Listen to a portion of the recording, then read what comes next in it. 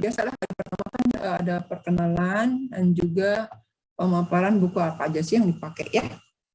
Nih, untuk metode statistika non-parametrik sesuai dengan silabus 2019, kita ini berubah jadi 3 SKS 21, artinya 2 perkuliahan 100 menit ya, dan 1 lagi praktikum. Tadi di awal ngobrol-ngobrol santai dengan teman-teman sebelum kita mulai kuliah, bahwa yang praktikum ini akan dipimpin nanti oleh Aslab yang bukan lagi Teh Jesi sama Kang Isal, melainkan ada nama baru angkatan 2019 yaitu Kang Akbar, Parisa, dan Amsal. 3 orang, silakan nanti ada koordinasi mungkin ya dengan mereka.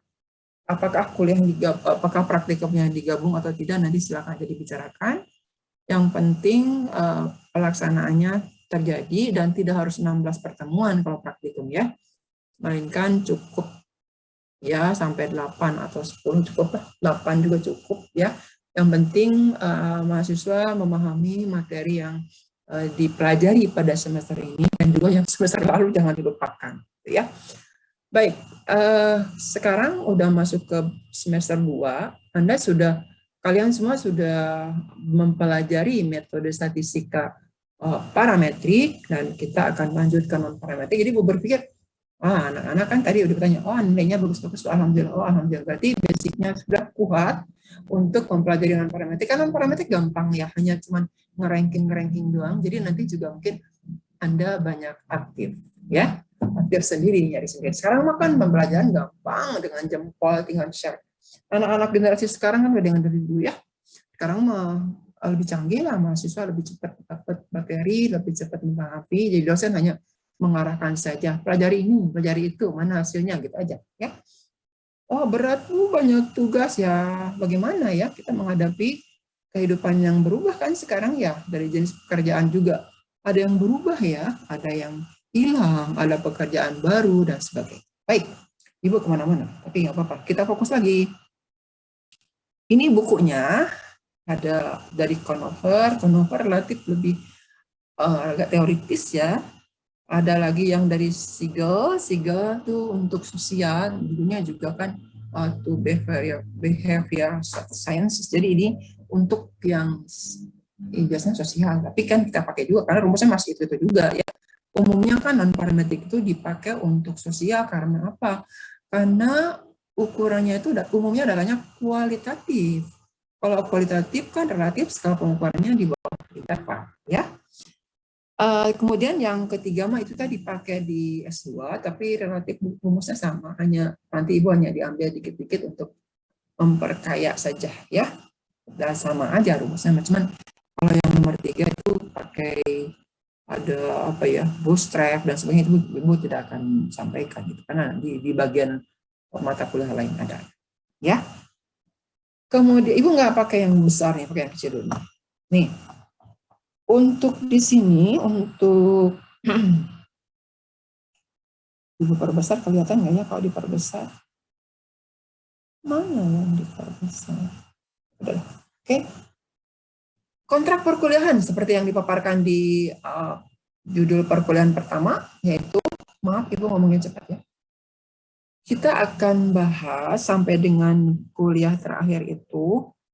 Untuk sampai dengan UTS, bahannya hanya 2 kelompok, yaitu kasus 1 sampel dan kasus 2 sampel. Kasus 1 sampel meliputi berbagai skala ukuran, dan tema-tema pengujiannya juga macam-macam. Ada yang bersifat goodness of fit test, jadi uji kecocokan. Jadi kita akan mencocokkan apakah fenomena yang kita amati. Statistika kan belajar dari fenomena ya. Fenomena yang kita amati ini cocok nggak sih dengan distribusi tertentu, itu ya, itu mencocokkan ya. Kemudian ada juga uji binom. Uji binom artinya dasar pengujinya dengan binom, hanya dengan menggunakan 2 kategori saja. Itu jadi dasarnya ujinya macam-macam, nanti uji median dan sebagainya, tapi dasar pengujinya dengan menggunakan uji binom. Jadi p-value-nya itu dihitung dengan uji binom, dengan binomial.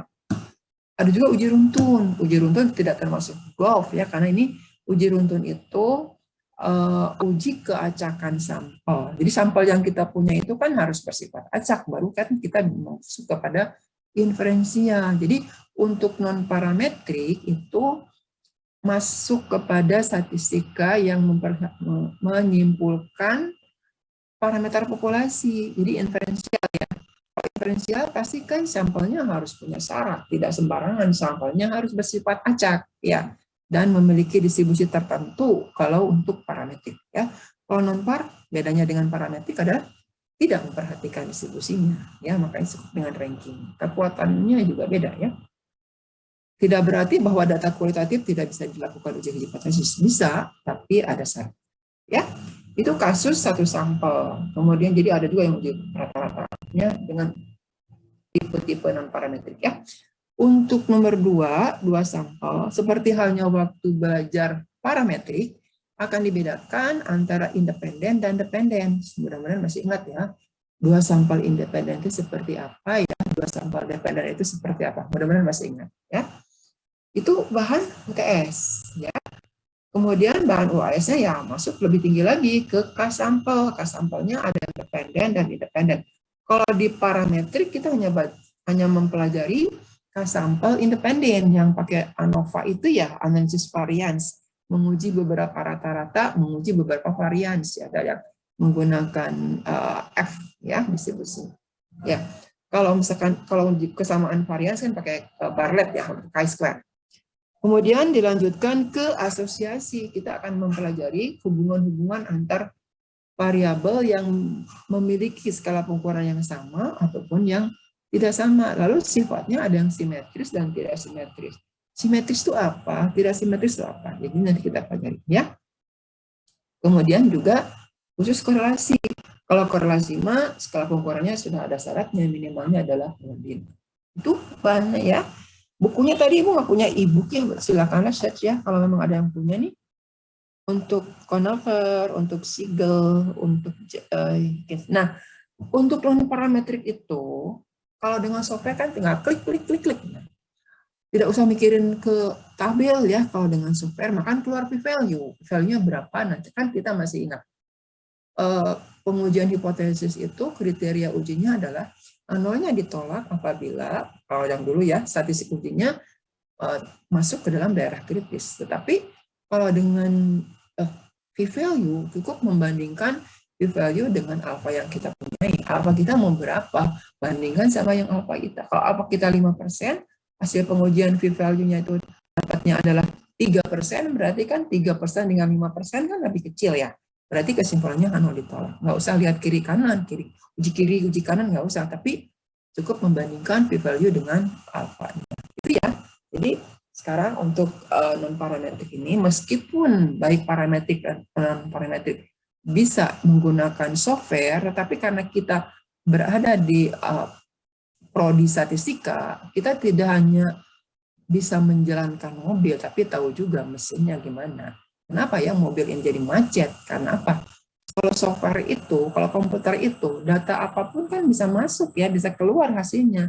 Tetapi hanya orang statistika yang tahu bahwa ini datanya sampah, gitu ya, nggak bisa dihasilkan dan diartikan. Itu aja sih kelebihannya. Jadi untuk mengetahui apakah data ini cocok tidak dengan alat analisisnya, kita kan harus tahu, ya.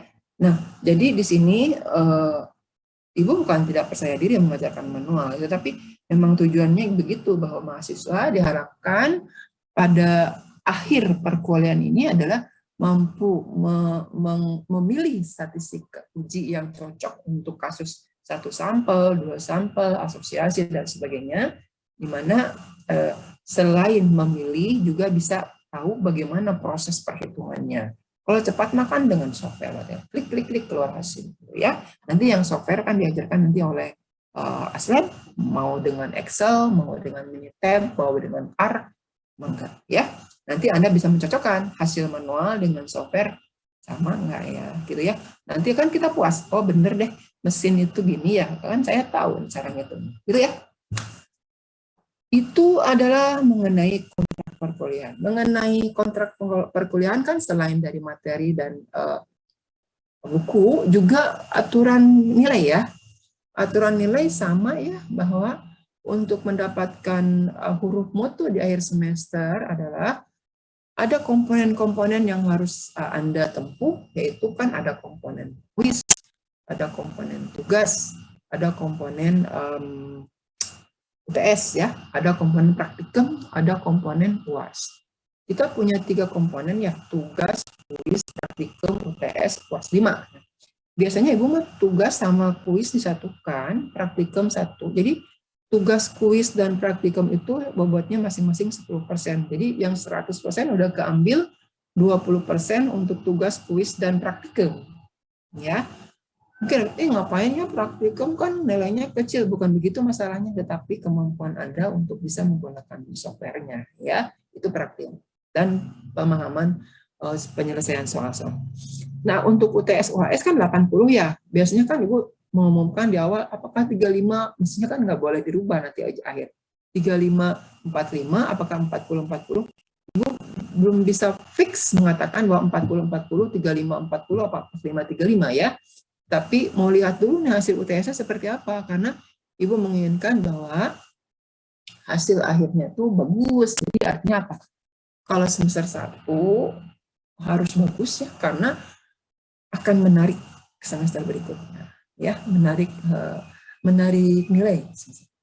Kan bukan nilai aja sebetulnya yang kita inginkan, tapi juga kemampuan Anda ya, capaiannya, prosesnya yang penting ya. Kalau nilai kan hanya seperti nilai UTS, UAS sebagai ujian udah dapat, tapi kan prosesnya mengerjakan tugas dan sebagainya. Jadi yang itu mah kan ada di kepala kita ya, sudah dibekali dan mudah-mudahan bisa disimpan dengan baik dan bisa digunakan lagi dengan baik.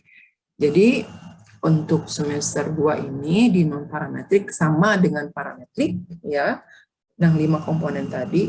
Kemudian ada yang nanya waktu itu, Bu, kalau kehadiran gimana? Kalau peraturan 4 kan 80% ya, minimal supaya bisa ikut ujian. Nah, bagi Ibu sih memang oke itu 80%. Tapi ketika saya mah udah bisa, enggak lah, merdeka ya bagi Ibu mah. Tapi tetap harus ngisi absensi karena Ibu mah kan nggak menginput nggak menginput kehadiran Anda, yang menginput kan mesin. Ya, jadi tinggal bilang aja kayak gitu. Ibu saya memang akan ikut kuliah, mau ikutnya tugas, kuis, PS, mah enggak, ya. Bebas aja dengan Ibu mah, santai, ya. Silakan, ada pertanyaan dulu.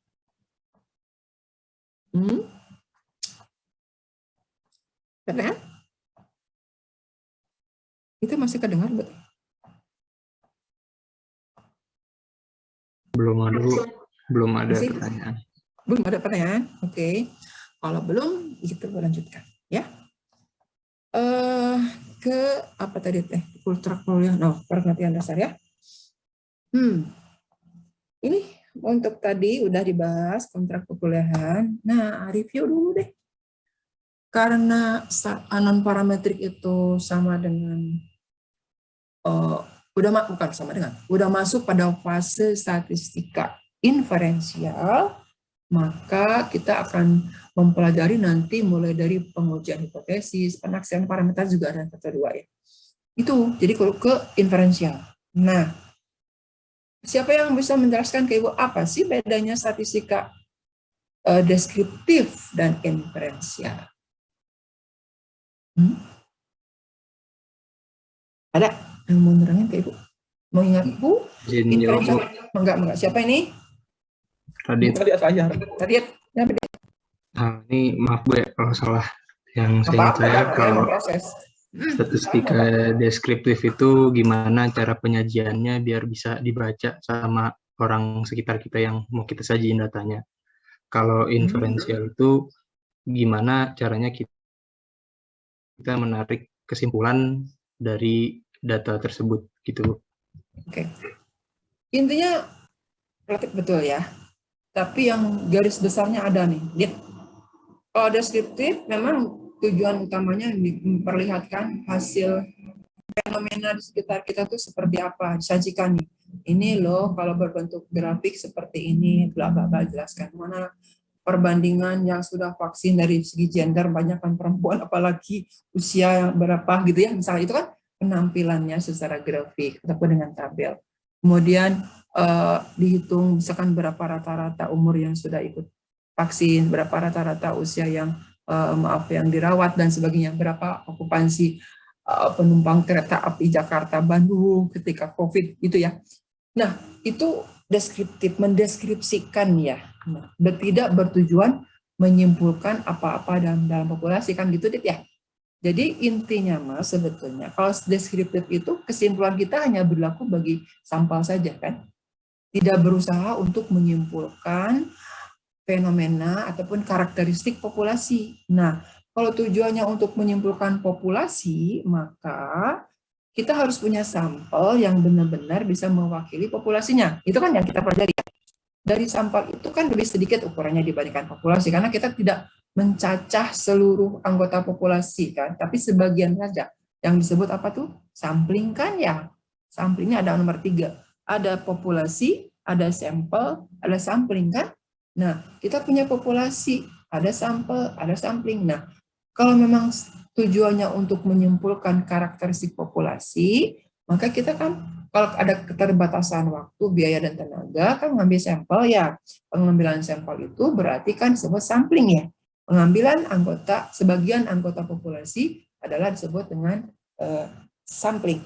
Nah, karena tujuannya untuk menyimpulkan populasi, berarti sampelnya harus acak. Karena dalam sampling itu kan ada 2 cara ya. Ada sampling peluang, ada sampling non-peluang. Kalau sampling non-peluang, maka asal suka-suka si peneliti aja dan tidak bisa digunakan untuk bahan untuk menyimpulkan populasi.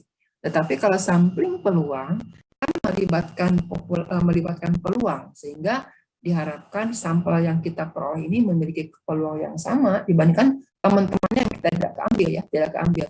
Jadi artinya sampelnya harus sampel acak dan ada distribusinya tertentu. Kalau di parametrik ya, karena akan digunakan untuk menaksir, menguji hipotesis, begitu kan Dit ya? Jadi bedanya kalau inferensial mah menyimpulkan populasi, kalau deskriptif mah hanya menyajikan dan hanya menyimpulkan di sampel aja. Sampelnya juga harus sampel acak. Itu ada pertanyaan? Silakan. Bagus nih dijawab. Tadi hari pertama banyak ngomong belum? Oh, sayang jangan sungkan-sungkan sok di ini aja sama. Bu, saya mah takut salah. Ya, kalau takut salah mah nanti kan nggak tahu kita benar apa salah. Bisa dipahami? Soalnya Ibu tidak akan memberikan PPT nih. Untuk semester 2 nggak akan memberikan PPT. Paham nggak? Anakku? Paham, Bu. Oke. Yang lain ada pertanyaan? Ini sudah masuk ketiga ya. Populasi, sampel, sampling. Jadi populasi apa tadi populasi teh? Selain Radit siapa yang lainnya? Hana atau Mutiara atau siapapun. Atau Merlin. Atau Gabriel. Siapa yang mau menjelaskan? Apa sih populasi itu? Izin jawab, Bu. Oh, enggak. Siapa ini? Gabriela. Gabriela. Populasi itu seluruh objek yang diamati. Jadi kan kalau tadi kan statistika kan nggak ada apa namanya ngamatin fenomena-fenomena kan. Berarti itu fenomena yang emang kita amati. Oh, yang mana? Yang populasi? Iya, populasi. Populasi. Fenomena di dalam keseluruhannya ya. Kalau Gabriel ingin mengetahui tentang karakteristik asal daerah dari mahasiswa statistika kelas ABC 2021, berarti Gabriel punya ukuran populasinya 70 lebih orang ya, mahasiswa gitu kan ya? Nah, jadi taruhlah 73 mahasiswa, 80 berapa ya, lupa. Itu adalah anggota populasinya. Karakteristik dari anggota populasinya mah bergantung Gabriel mau tahu apa, mau tadi teh asal daerahnya, asal SMU-nya, hobinya, banyak ya karakteristik dalam populasi ya. Ya, banyak ya. Kalau dari segi unitnya ada keseluruhannya, itu kan boleh ya. Jadi populasi itu bisa aja keseluruhan objek penelitian yang dibatasi oleh kriteria tertentu gitu ya. Kalau ingin mengetahui misalkan hobi mahasiswi angkatan 2021 statistika Unpad, berarti kan karakteristik kita itu adalah hobi tapi dibatasi bahwa untuk mahasiswi saja kan gitu ya. Oke, enggak, bahasanya bisa macam-macam, yang penting pemahamannya. Betul ya, Gabriel? Kalau sampel nih, selain Gabriel, siapa yang mau jawab? Izin jawab, Bu. Oh, enggak. Dengan siapa ini? Resti, Bu. Reski. On NPM berapa nih, guys? NPM 19, Bu. Oke. Ya, Ki. Ya kan. Apa, Ki? Sampelnya? Sampel ya, Bu. Kalau menurut saya, sampel itu sekumpulan anggota yang diperoleh dari sebagian anggota populasi yang diharapkan dapat merepresentasikan populasi gitu, Bu. Yang merepresentasikan populasi. Ya, oke, betul. Betul ya. Ibu ada lagi. Itu adalah pendapat Reski ya. Betul. Nanti dari gimana dapat sampel tadi? Caranya mendapatkan sampel. Bisa Cara dengan mendapatkan sampling. sampel Ya. itu dari itu nggak sih, Bu, yang 2 cara itu, yang probability sample sama Ah, probability sample. sampling ya. Jadi sampling itu kan proses ya. Sampling kan proses pengambilan sebagian anggota populasi ya, yang diharapkan hasilnya itu bisa mencerminkan, merepresentasikan karakteristik populasinya, gitu ya. Nah, untuk mendapatkan sampel itu kan prosesnya disebut sampling ya. Sampling itu berarti mengambil sebagian. Nah, caranya kan ada 2 macam tadi ya, ada yang probability, ada yang non probability. Kalau yang non probability kan tidak kita pakai untuk inferensial, makanya itu kan kental dengan subjektivitas. Saya mau ngambilnya yang orang-orang Cirebon aja gitu ya. Saya mau ngambilnya tes anak mahasiswa itu yang orang Bekasi saja. Itu kan berarti subjektif kan. Umumnya kalau yang non probability itu kan subjektif. Apakah bergantung kepada kuesioner yang masuk saja pembahasannya itu? Apakah ditentukan udah deh 10 orang aja gitu kan? Itu kan non probability. Nah, kalau yang probability betul-betul kita mengharapkan sampel kita itu mencerminkan karakteristik populasinya, gitu ya. Makanya menggunakan peluang, ya. Dengan peluang kan nanti kita harus punya sampling frame kan ya. Sampling frame itu kan daftar keseluruhan anggota populasi ya. Kalau misalkan ibu populasinya adalah mahasiswa statistika 2021 Unpad, berarti ibu harus punya data ada 1 sampai atau di SIAT juga ada kan, nomor 1 sampai nomor terakhirnya nomor 100 orang, 190 orang. Itu kan sampling frame ya. Dengan berdasarkan sampling frame kan ibu bisa melakukan pengambilan sampel. Nanti bergantung metodenya apa. Mau metodenya itu apakah stratifikasi atau stratified sampling, ataupun cluster, atau sistematik, atau ada 4 ya. Cluster, sistematik, stratifikasi, simple random sampling. Yang ibu bahas hanya 4, yang lainnya banyak. Nah, kan masing-masing punya kriteria. Ya, untuk simple random sampling dan sistematik kan kalau populasinya homogen. Kalau yang heterogen bisa dengan cluster dan stratifikasi. Apa sih homogen heterogen? Itu kan bukan berarti persis banget ya.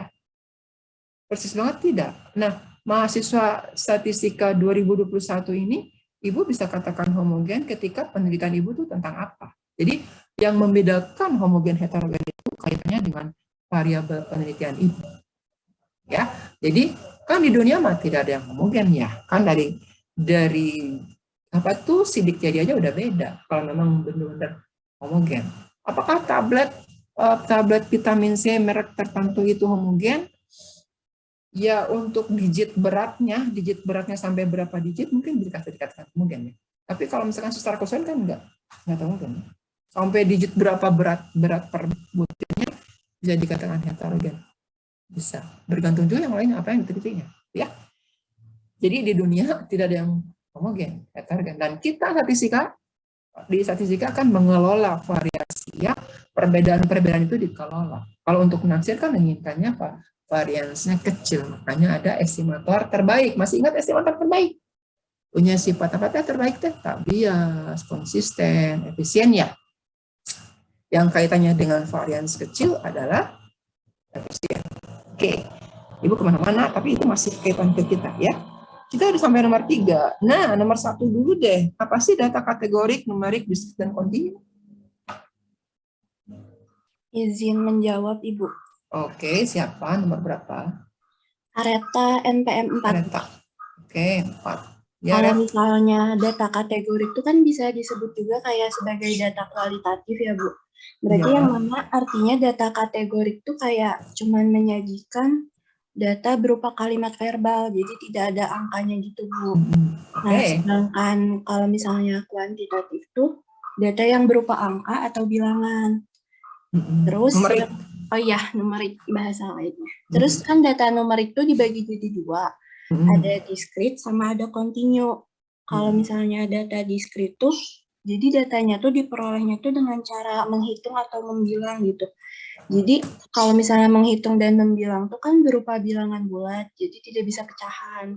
Kalau misalnya data continue tuh, datanya tuh diperolehnya tuh dengan cara mengukur sehingga sifatnya tuh bisa continue dan itu bisa berupa pecahan. Contoh dari data discrete itu misalnya kayak jumlah siswa kelas A gitu. Kalau misalnya data continue tuh kayak tinggi badan siswa kelas A, itu kan bisa kayak koma kayak 165,4 gitu. Iya. Betul. Kalau jumlah ayam setengah potong itu masuk discrete. Jumlah Susah ayam. ya. Ayam, beli ayam yang pahanya aja setengahnya. Setengah beda dengan setengah kilo ya. Oke. Kan kayak ukuran baju juga ada buku yang mengatakan kemeja ukurannya 11, 12, 12 setengah, ataupun 12/4, 12/3/4. Kalau jaraknya sama bisa dikatakan sebagai discrete juga meskipun pecahan. Ada yang mengatakan itu. Ya, baik, bagus Areta. Nah, teman-temannya kan mendengarkan, Ibu nggak akan mengulang. Ini kan memang mengulang ya. Baik, nomor 2 sekarang. Variabel bebas atau independen atau respon atau prediktor ya. Dan dependen atau respon. Siapa yang mau menjelaskan ini? Nomor 2.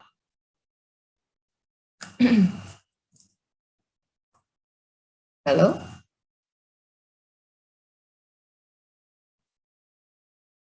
Jangan malu-malu ya. Ada yang menjelaskan? Variabel dari segi fungsi itu ya. Ada variabel bebas, ada variabel tidak bebas kan? Waktu belajar regresi kan belajar. Masih ingat nggak? Halo?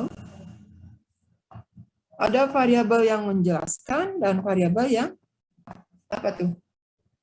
Ada variabel yang menjelaskan dan variabel yang dijelaskan kan ya? Betul nggak?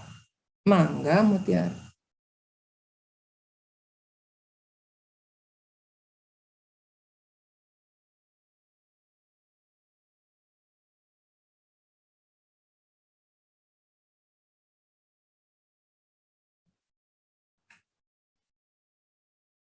Jadi ada variabel yang fungsinya tuh menjelaskan variabel lain, ada variabel yang dia tuh sifatnya dijelaskan oleh variabel lain.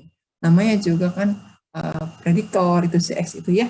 Kalau gitu adalah dependen pasif ya, gimana si prediktor aja gitu ya. Jadi ada fungsinya ya, ada variabel bebas, ada variabel tidak bebas. Ya, kita sudah mempelajari sedikit. Udah belajar regresi belum? Semester ini ya? Dengan oke. Ya, itu nanti kan akan diperdalam lagi di mata kuliah regresi ya. Variabel prediktor, variabel independen ya, prediktor independen dan yang dependen ya. Nanti kan karakteristiknya harus apa nih si Y dan X supaya bisa dicari koefisien dari prediktornya ya gitu kan, nanti ada syarat-syaratnya. Baik. Berikutnya adalah skala pengukuran. Skala pengukuran. Oke, siapa yang mau jawab Ibu? Skala pengukuran.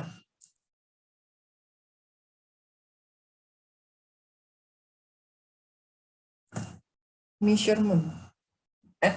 Measurement scale. Kan kita punya ya dulu kita belajar kan ada nomina, ada ordina, ada interval, ada rasio ya. Ada 4 ya. Jadi kalau kita akan melakukan penelitian, kan kita dihadapkan kepada variabelnya. Tadi Ibu di awal, Ibu ingin tahu deh hobi mahasiswi statistika 2021. Hobi. Hobi itu nanti keluarnya itu kan ada yang menyelam, ada yang menari, ada yang menyanyi, ada yang panjat tebing, ada yang kalau baca kan ya itu harusnya baca. Jalan-jalan, shopping mahal, dan seterusnya. Banyak kan hobi ya. Hobi itu kan tadi kualitatif ya. Ya, kualitatif kan Arieta siapa yang jawab. Kualitatif kan tidak berupa satu apaan itu ngerti kan? Bisa tapi dibikin jadi 1, 2, 3 kan? Hobinya memancing, jangan memancing kerusuhan, memancing ikan. memancing, menari, menyanyi gitu ya. Itu kan tidak berupa bilangan ya. Berarti data kualitatif kan kalau dari sifatnya ya. Kualitatif. Nah, masuk ke skala pengukuran apa ya? Kalau si variabel tadi dikuantifikasikan ke dalam bilangan 1, 2, 3, 4, 0, 1, gitu ya, maka kan kita akan masuk kepada skala pengukuran kan? Skala pengukuran ya. Nah, si bilangan tadi itu punya arti enggak sih? Membedakan saja, menunjukkan peringkat, ada jarak dan seterusnya. Itu kan akan teridentifikasi dengan jenis-jenis skala pengukuran ya.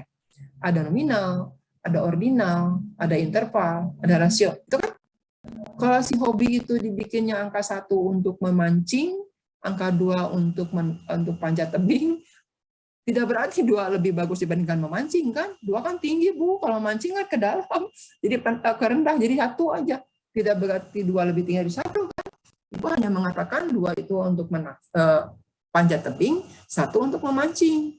Bisa aja 1 itu adalah memancing, 1 itu adalah panjat tebing, 2 itu memancing kan? Karena apa? Fungsi bilangan dalam skala pengukuran nominal adalah hanya membedakan saja. 1 warna merah, 2 warna hijau. Tidak berarti hijau lebih bagus dibandingkan merah. Kalau angka kan 1 dengan 2 kita berpikir, saya mau donatnya 2, yang saya mau 1. Kan kelihatan 2 kan lebih banyak dibandingkan 1 kan? Kerasa dan kelihatan dan lebih kenyang atau 2. Itu ya. Di nominal kan enggak. Betul enggak? Ngebedain aja kan? Pria wanita juga kan itu dikotomus ya. Nominal ya.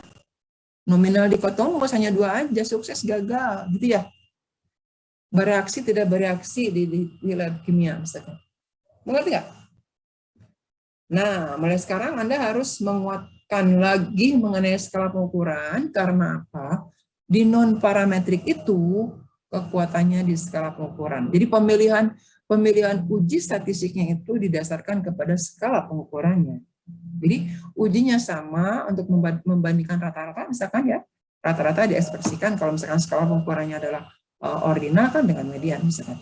Itu harus tahu mana sih ini ordinal apa nominal apa interval gitu harus tahu kan. Ya, itu ya pesannya. Jadi untuk dasar non parametrik adalah skala pengukuran juga. Oke. Baru nominal nih, ada ordinal juga. Ordinal apa ya? Ayo sekarang udah terbuka nih, udah pada ingat. Oh, tahu Bu. Chris mau jawab apa, Chris? Selain Trisentia itu siapa yang mau jawab ya? Izin jawab. Mangga, silakan. Ya, Hana ya? Ya. Ya, Hana. Kalau tadi skala nominal itu kayak cuman pembeda aja. Kalau untuk skala ordinal itu kayak ada tingkatan gitu Bu, ranking 1, 2, 3, 4. Terus habis itu ada skala interval. Kalau skala interval itu ada jaraknya kayak misalnya suhu. Kalau skala rasio itu ada kayak skalanya, cuman kayak bisa ke perbandingan gitu Bu, contohnya kayak tinggi badan gitu Bu. Terima kasih. Oke, baik Ana. Bagus. Jadi kalau nominal kan hanya membedakan, si bilangan tuh dalam nominal itu kan hanya membedakan saja, tidak menunjukkan peringkat ya. Kalau dalam ordinal berarti si bilangan itu fungsinya selain membedakan juga menunjukkan peringkat, gitu ya. Kalau interval, bilangan bisa membedakan peringkat, ada jarak, dan memiliki titik nol yang mutlak, yang tidak mutlak. Interval nolnya tidak mutlak. Jadi kan tadi Hana bilang suhu. Oke. Kalau ibu punya anak atau cucu ya sekarang udah cucu. Cucu demam, demam. Terus ibu panik punya alat ukur suhunya 4 Kelvin, Reaumur, Celsius, dan Fahrenheit dipasang semua. Kaget ibu tekan kan angkanya beda-beda ya. Fahrenheit turunnya ini kan oh ini disimpannya kalau di keteknya, ini karena di lehernya, ini karena di kakinya. Tidak begitu juga, suhu kan sama aja ya. Meskipun yang diukur kan tangan, kadang jilid, orang mau jilid tangan juga boleh.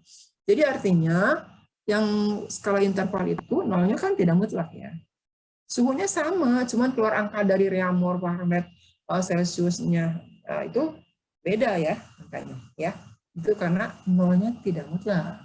Oke. Apa aja sih selain dari suhu yang interval kadang susah? Umur. Ya pokoknya kaitannya dengan umur ya. 7 tahun, ini 7 tahun juga, tapi ini 7 tahun lebih 2 hari kurang 5 detik misalkan. Itu kan nggak pas banget ya. Perhitungan tahun Hijriah Masehi juga kan nolnya nggak sama kan? Sama. Kemudian nilai juga ya, nilai yang angka keluar 70, 25, 43, 87, 0. 0 itu kan tidak berarti mahasiswa tersebut tidak bisa apa-apa. Tidak. Waktu ngerjain tugas pintar, bisa. Waktu mengerjakan kuis, bisa. Nah, atau ini UTS-nya jadi 0, dia lupa lihat jadwal. Dia lihat jadwalnya, ujiannya kan ini non parametrik, kenapa saya belajarnya kalkulus 3, kalkulus 2, gitu kan? Karena sekarang katanya anak sekarang mah gampang lah belajar nanti aja kan, tinggal lihat web. Tapi ya diharapkan Ibu meskipun generasi kita sekarang udah berubah, Ibu tidak bisa mengatakan bukan itu proses ya, ada yang Ibu berbantah-bantah dengan anak Ibu. Sekarang kan beda Bu, anak sekarang mah. Karena anak sekarang mah cukup dengan baca sebentar udah ngerti. Oh iya, alhamdulillah banget. Kalau Ibu makan dulu, aduh, beda, nggak bisa dibandingin sama Ibu ya. Ibu makan generasi tahun 76. 76 tuh baru masuk statistika tuh. Anda mah di mana? Mamahnya juga di mana badannya.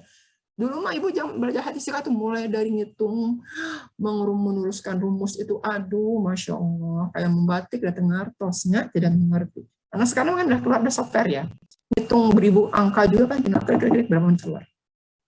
Tapi kuncinya kita paham ya, dan tidak sembarangan data masuk ke softwarenya komputer. Ibu ngomong apa tadi? Oh, skala pengukuran ya. Maaf nih, kalau udah senior mah suka kemana-mana nih, cerewet lagi. Baru sampai interval ya, saya? Kan? Interval ya? Rasio belum ya? Rasio tadi karena kata anak gimana bisa membandingkan ya, karena nolnya mutlak kalau rasio mah ya. Rasio kan nolnya mutlak ya, Gabriel. Mutlak itu apa? Ya kalau misalkan ada kata Hana tadi, tinggi badan Bu. Oke, tinggi badan. Tinggi badan. Kalau ada tinggi badannya 0, Ibu mah takut, udah nggak ada orangnya kan. Di Bandung kan tinggi badannya 0 Bu. Kalau di Cileunyi, kayaknya 1 cm, nggak mungkin. 0 itu emang nggak ada kan ya. 0 itu sama maksudnya. Enggak, 0 itu sama di mana-mana. Untuk rasio ya. Untuk interval enggak, kan 0 Celsius tidak sama dengan 0 Fahrenheit. Kelvin, nggak sama. Ya, gitu ya. Nominal, ordinal, interval, rasio sudah di luar kepala, bukan dalam kepala, ya di dalam kepala. Kalau kepala mah lupa lagi, di dalam kepala ya. Jadi salah mungkin duduknya. Maaf itu duduk nggak enak.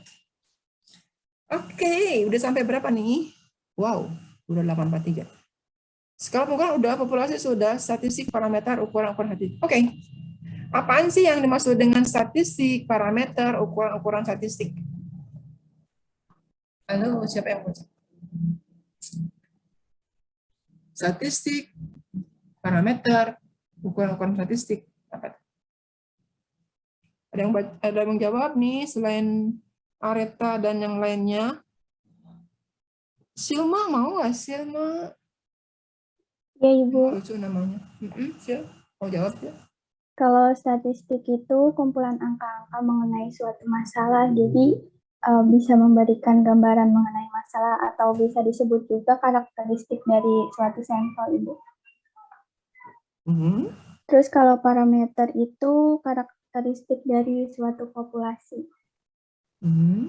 Ya kalau parameter contohnya kayak rata-rata populasi, terus varians atau ragam. Kalau statistik rata-rata, terus simpangan baku.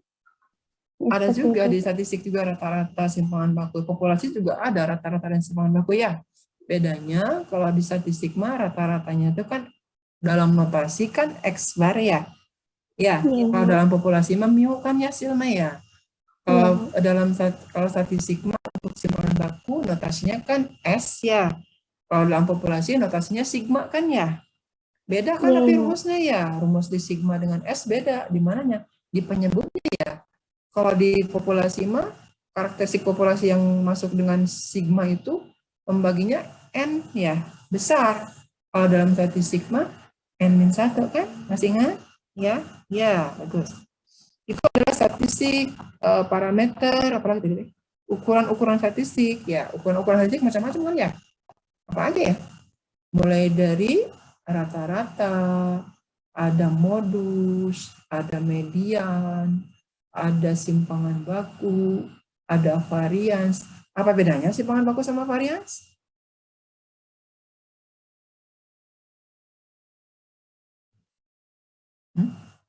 Apa bedanya simpangan baku sama varians?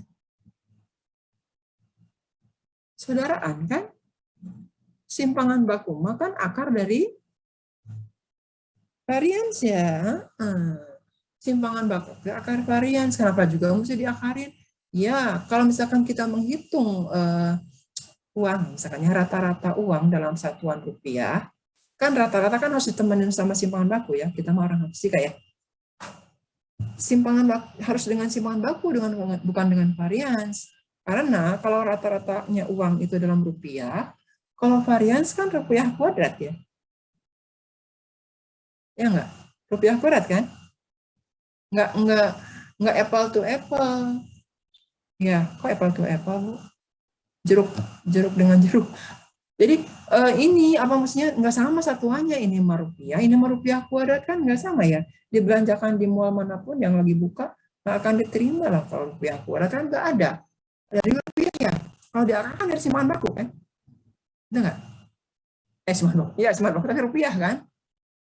Itu ya.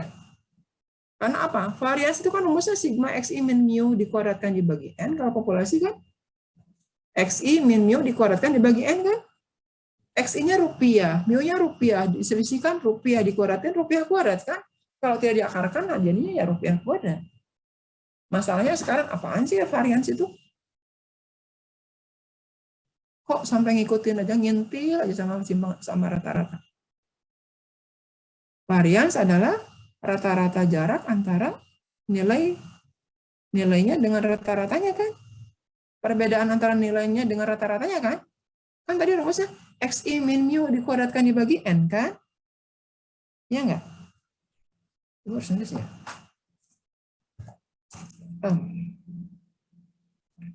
Kalau di sampel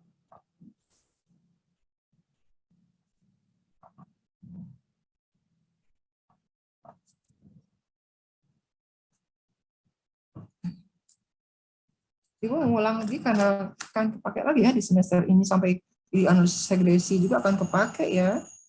Gimana pun mata kuliah, karena di dasar ya harus ingat. Siapa sih yang ngajar?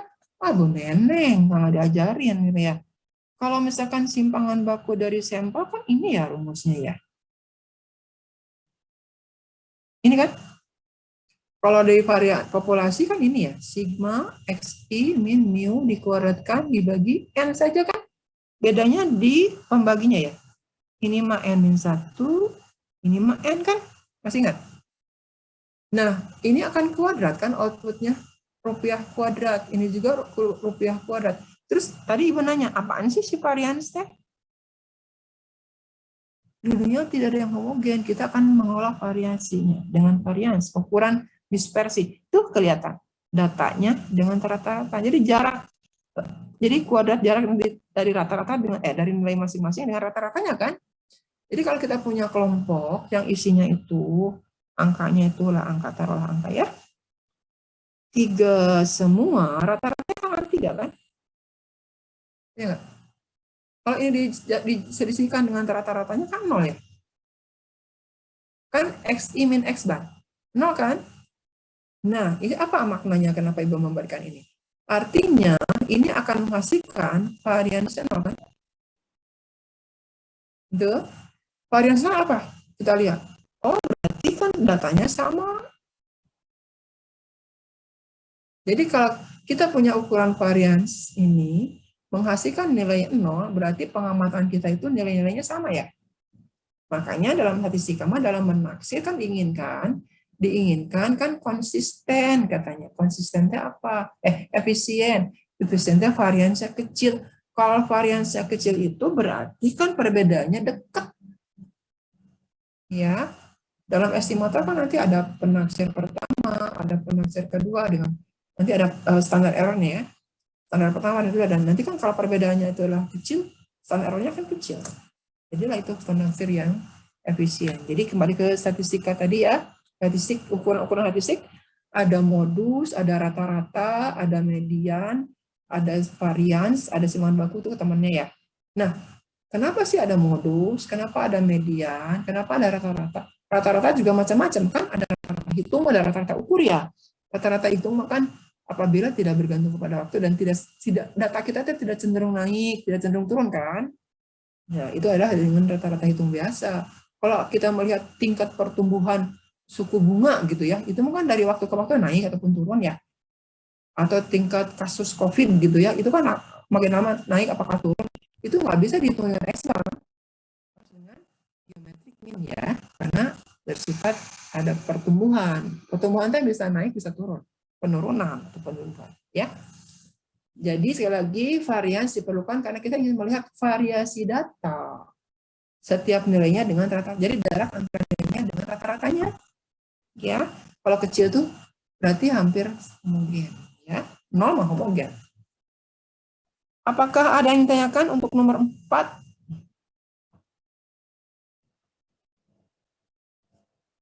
Tidak. Baik. Nomor 5 Ibu lewat tadi udah dibahas kan ya. Statistika kan ilmu yang mempelajari bagaimana cara membuat kesimpulan berdasarkan fakta yang ada dalam kondisi ketidakpastian tapi resikonya sekecil mungkin. Kita akan berusaha untuk menyimpulkan karakteristik populasi berdasarkan sampel yang ada. Penuh ketidakpastian ya, iya karena kan ngambilnya sedikit. Tapi resikonya kecil, kita usahakan metode sampingnya benar. Penaksirnya benar. Itu ya. Meskipun penuh ketidakpastian tapi resikonya sekecil mungkin. Itu statistika, makanya kita belajar ilmunya. Jadi kalau statistika kan ilmu ya. Oke. Terus mungkin ada yang komen, Ibu kan sekarang eranya era big data ya. Data yang besar. Perlu nggak sih metode statistika yang inferensial? Kita ada bahwa ada hukum bilangan besar ya. Kalau memang datanya semakin banyak, itu kan akan berasumsi terhadap kurva yang simetris. Jadi nanti ke asumsinya ke distribusinya ya. Jadi nggak usah lagi ngunci ya kalau untuk data besar mah langsung aja dihitung seolah-olah nggak memperhatikan sampel lagi karena data kita besar. Nanti kan sudah belajar kan dulu waktu menaksir untuk distribusi sampling ya, sampling dan distribusi sampling kan kalau n-nya besarnya berapa ya? Di atas 30 kan waktu itu ya. Waktu itu semester lalu ya.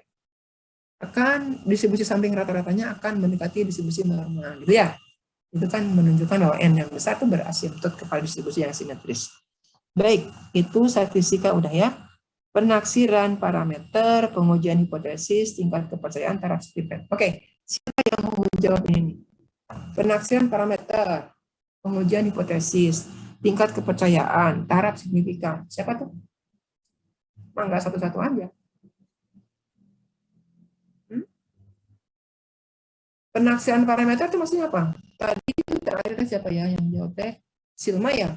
Silma itu kan punya karakteristik yang dicerminkan dalam sampel, karakteristik yang ada dalam populasi. Itu adalah statistik ya. Statistik adalah karakteristik dari sampel. Kalau parameter adalah karakteristik dari populasi. Itu kan tadi Silma ya. Nah, iya, Ibu. Sekarang kan kalau masuk ke statistika, tadi kan statistika adalah ilmu yang mempelajari bagaimana cara membuat kesimpulan berdasarkan fakta yang ada, sampel maksudnya, dalam kondisi ketidakpastian karena ngambil sampel kan. Tetapi resikonya sekecil mungkin, resikonya dipertanggungjawabkan dengan peluang kan, makanya sampelnya harus sampel berdasarkan dari sampling peluang. Nah, ada penaksiran. Kalau penaksiran kan menaksir ya judulnya. Menaksir nilai parameter kan, menaksir karakteristik populasi berdasarkan karakteristik dari sampel. Itu kan kegiatan dalam menaksir ya. Kegiatan dalam inferensial yang pertama adalah menaksir. Menaksir itu membuat, ya namanya juga menaksir. Menaksir berapa ya si rata-rata populasinya itu berdasarkan X bar ini dari sampel gitu ya. Kalau Ibu ingin menghitung apa yang dari statistika mahasiswa populasi statistika, banyaknya kuota internet yang digunakan oleh mahasiswa statistika 2021 misalkan ya selama 1 tahun kemarin gitu ya, Itu kan berarti ada berapa orang, atau 80 mahasiswa 2021 kan? Macam-macam kan angkanya ya, besarnya kuota yang digunakan ya. Nah, kalau Ibu mau menghitung kan harus hitung tuh 80 mahasiswa itu berapa penggunaan kuotanya ya, dibagi 80 itu rata-rata populasi kan. Tapi kalau Ibu nggak sempat cuma ngambil sampel aja, sampelnya dengan sampel peluang, maka Ibu ngambil misalkan 20 orang gitu ya. Nah, dari 20 orang itu kan akan menaksir yang 80 kan? Ya, itu kan menaksir ya? Menaksir. Nah, dengan menaksir kan penuh ketidakpastian. Ya, makanya ada dua macam ya. Ada taksiran titik, ada taksiran interval. Masih ingat? Apa sih bedanya point estimation sama confidence interval?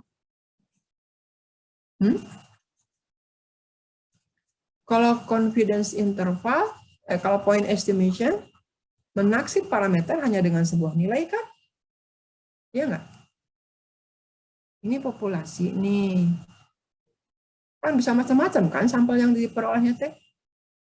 Kalau misalkan ini ukurannya populasinya adalah N besar, sampel kita adalah ukuran N kecil, kalau dengan tanpa pengembalian kan akan sebanyak N kombinasi N kecil sampel, kan kita bahas waktu itu ya. Waktu membahas sampling dan distribusi sampling, kalau kebetulan Ibu yang mengajarkan waktu itu kan. Kalau mengambil sebuah sampel berukuran N dari populasi berukuran N besar, akan terjadi sampel yang berbeda sebanyak N kombinasi N kecil. Kalau misalkan ini 3, ini ukuran sampelnya 2, sebanyak berapa? 3 ya? 3 kombinasi 2 berapa? 3 faktorial, 2 faktorial, 2 kan ya? Itu nggak 2? 2. 3. Berapa sih ini? 3. 3 kombinasi 2 itu berapa? 3? 3, Bu. 3 ya. 3 buah sampel. Ya, tapi yang diambil oleh peneliti hanya salah satu dari 3 kan? Ya. Sekarang kalau dengan pengembalian maka akan sebanyak N besar pangkat N kecil. Akan sebanyak 3 pangkat 2 buah sampel. Banyak, ada 9. Tapi peneliti itu bisa aja yang mana ngambil hanya 1 kan, sebuah sampel berukuran 2. Nggak tahu yang mana di antara 9. Gitu ya. Nah, kalau point estimation, dia itu hanya menghitung rata-rata dari yang sampel berukuran 2 itu dapat X bar. Dia katakan si peneliti, oh di si mu ini tuh sebesar ini, selesai. Bisa benar, bisa salah kan? Ya enggak? Sebenarnya bisa salah kan? Betul enggak? Untung atuh ya. Masih lupa ya? Teteh mah ke libur kelamaan ya. Atau ibunya terlalu cerewet nih? Nih, kalau ini isinya adalah, misalkan yang gampang adalah 4, 5, 6. Ini kan populasi itu rata-ratanya 4 tambah 5 tambah 6 kan 5 ya. 9 tambah 6, 15 bagi 3, 5 kan? Kalau kebetulan yang keambil itu yang dengan pengembalian itu tanpa pengembalian ya. Keambil sampelnya itu adalah 4, 5. Ini hasilnya kan rata-ratanya 4,5 ya. Itu enggak? 4 tambah 5 dibagi 2. Oke? Berarti kalau dengan point estimation, artinya menaksir mu ini dengan hanya sebuah nilai, dia katakan, oh ini mu itu 4,5. Kan bisa benar, bisa salah kan? Karena kita mah tahu bahwa rata-rata populasinya 5, ini salah kan? Itu enggak? Halo? Itu enggak? Jadi, biasakan sekarang kuliah itu paham, bukan dihafal. Kalau paham gampang, nanti ditanya kapan pun bisa, nggak usah buka-buka web lagi ya, buka-buka browsing lagi ya kan? Oh iya, itu kan ngerti. Itu lebih gampang, ujian juga gampang. Nggak paham. Mengerti nggak sih maksud Ibu point estimation? Menaksir parameter dengan sebuah titik kan? Sebuah nilai. Bisa benar, bisa salah. Kita mah kan nggak tanggung jawab, ini mah kata Ibu kayak gini, oh itu tuh populasi itu ya rata-ratanya itu 5. Berapa sih keyakinan Ibu? Nggak tahu. Kan tidak pede. Itu nggak tidak pede. Iya, kan Ibu tuh nggak tahu. Kan 5 itu, 5 kan Ibu ada bisik-bisik kan. Kalau udah tahu rata-rata 5 ngapain juga naksir kan? Ini hanya contoh. Jadi kalau dengan point estimation ada kelemahan. Kita tuh tidak punya tanggung jawab berapa keyakinan dan bisa benar bisa salah kan? Mending kalau yang keambilnya sampelnya itu adalah misalkan 4 dengan 6, hasilnya 5 kan? Itu 5, yang benar 5 kebetulan. Ya, jadi kalau dengan point estimation kelemahannya adalah bisa benar, bisa salah, dan tidak punya keyakinan. Berapa keyakinan ibu bahwa si mu teh sekian? Nggak tahu, ibu. Gitu. Nah, kan diperbaiki dengan confidence interval ya, tingkat kepercayaan. Masih ingat confidence interval? Bicaranya kan 90%, 95%, 99 gitu ya. Nggak bisa 100. Kan karena kalau normal kan terbuka nih, mangap kan. Dikasih bahan bakunya kan 99,7%.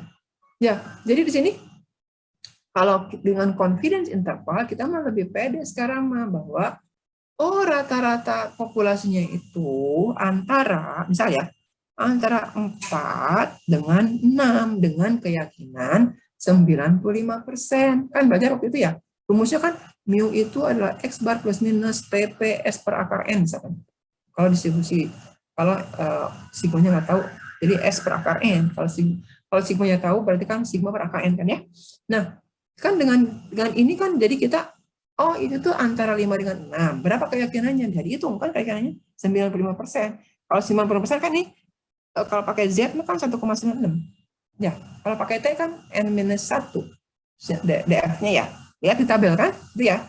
Nah, jadi kalau dengan confidence interval, kita menaksir parameter populasi dalam sebuah interval. Ya, dalam sebuah interval dengan keyakinan tertentu. Nah, apa nih definisinya keyakinan tertentu? Kalau Ibu katakan bahwa rata-ratanya itu antara 4 dengan 6 dengan keyakinan 90%, itu menunjukkan bahwa dari 100 penaksiran, kalau diulang, dengan cara yang sama, maka 95 kali interval itu, si mu-nya masuk dalam interval ini. Tercover dalam confidence interval ini 90%. Gini. Kalau sebenarnya si mu itu ini ya, theta ini kan mu, maka yang dimaksud dengan 95% itu, kalau dari kita ini preventis ya, ajasnya preventis, diulang. Kalau dilakukan penaksiran dengan cara yang sama, maka 95 interval yang kita buat itu akan memuat si mu ini. Dari 100 yang dibuat itu, 95 si theta itu masuk dalam interval ini, atau mu itu masuk dalam interval ini. Kalau tadi 4 dengan 6, kan masuk 5 itu. Masuk nggak? Masuk. Ya kan? Di atas 4, di bawah 6 kan 5 ada dalamnya ya. Tapi kalau antara 2 dengan 4, 5 kan nggak masuk. Itu kan ada di 5%. Hanya 5% ya si mu itu tidak masuk. Kalau bicara peluang, ya peluang X mu di antara mu1 dan mu2 itu adalah 95%. Kalau bicara peluang. Kalau sekarang udah jadi hasil, jadinya keyakinan. Dengan keyakinan 90%, ditaksir bahwa rata-rata populasinya itu antara 4 dan 6 misalkan gitu. Itu ya. Maaf Ibu banyak bicara kalau hari pertama, karena judulnya mengingatkan. Mudah-mudahan paham ya, itu yang kebetulan Ibu ngajar ya, waktu yang distribusi sampling. Apa sih bedanya ini nih? Bentar. Ada pengujian hipotesis. Iya, enggak? Bu, maaf mau nanya, Ibu lagi share screen apa gimana Bu tadi waktu jelasin contoh? Soalnya belum ada share screen apa-apa. Oh, belum ada. Di review yang muncul? Belum. Oh, Ibu tuh nyerasa nggak muncul. Oh, masih apa Ibu tuh masih gambar ya, Bu? Oh, ini stop share screen? Masya Allah, ya Allah. Coba. Itulah ya, Ibu. Harus begitu ya, harus cepat ini ya. Harus cepat dikasih tahu ya. Ibu mau kan cepat. Ini kelihatan nggak saya? Bril? Kelihatan, Bu. Jadi sejak kapan Ibu nyerasa sama? Sejak yang ketiga? Yang tadi yang poin dari awal sih sebenarnya Bu belum ini share screen. Belum berubah? Masya Allah. Kalau ini udah nih. Yang sebelumnya udah. Tadi itu terakhir yang materi UTS UAS apa ya? Oke. Ini belum ya, yang 4 ya. Oke, terima kasih ya Gabriel. Iya. Nih, mestinya kan Ibu di itu ya, di apa namanya? Nulisnya di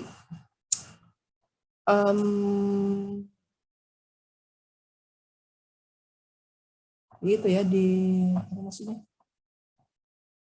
Di whiteboard ya. Oke. Mudah-mudahan terlihat sekarang ya. Apa yang ditanyakan sekarang? Penaksiran parameter sudah jelas, ada poin, ada confidence interval, tingkat kepercayaan itu tadi ya, confidence interval itu ya, confidence-nya berapa? 90%, 96%, atau 99%, nggak ada yang 100% ya. Apa sih kalau pengujian hipotesis?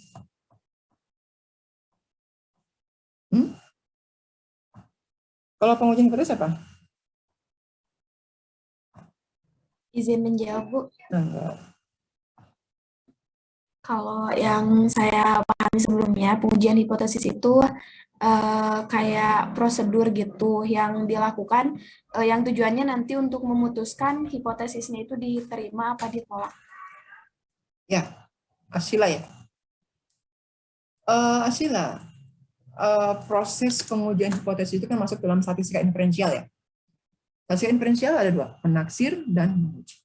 Kalau pengujian hipotesis berarti ada ya prosedur untuk menguji hipotesis, statement, ada klaim orang ya. Oh ini tuh rata-rata IPK alumni statistika itu 3,75 amin ya. Rata-ratanya 3,75 itu kan statementnya. Dan sekarang ada orang yang nggak percaya, benar nggak sih di atas 3,75 gitu ya. Maka dia kan punya rumusan ya. Jadi rumusan hipotesisnya ada. Jadi ada hipotesis yang akan kita uji, bukan dibuktikan, jangan lupa. Yes, hasilnya. Ada rumusan sementara mengenai parameter populasi. Rumusan sementara mengenai parameter populasi itu adalah hipotesis kan? Hipotesis statistik adalah rumusan sementara mengenai parameter populasi yang akan diuji berdasarkan sampel. Nanti hasilnya apakah hipotesis tersebut diterima atau ditolak. Gitu ya? Dengan apa? Dengan alatnya. Apa alatnya tuh? Distribusi sampling kan? Tadi juga menaksir, kalau point estimation nggak memerlukan distribusi sampling. Tapi kalau masuk kepada confidence interval, kita memerlukan distribusi sampling. Karena kan orang kan meneliti banyak. Kan tadi, kalau 100 kali diulangi, maka itu kan memerlukan distribusi sampling. Distribusi sampling rata-rata, distribusi sampling profil. Jadi sekali lagi kembali ke pengujian hipotesis. Pengujian hipotesis adalah menguji suatu statement atau rumusan sementara mengenai parameter populasi yang akan diuji ini berdasarkan data sampel kita. Nanti apakah kesimpulannya itu hipotesisnya itu diterima apa ditolak, gitu ya, dengan tingkat confidence interval, signifikansi tertentu, ya, dengan taraf signifikan tertentu. Nah, kemudian di situ kalau misalkan apaan sih taraf signifikan, udah dipelajari ya waktu pengujian hipotesis ya. Alfa ya notasinya. Alfa itu apa? Peluang menolak hipotesis yang seharusnya diterima. Ya. Alfa adalah peluang menolak hipotesis yang seharusnya diterima. Kalau H1, kalau beta, maaf.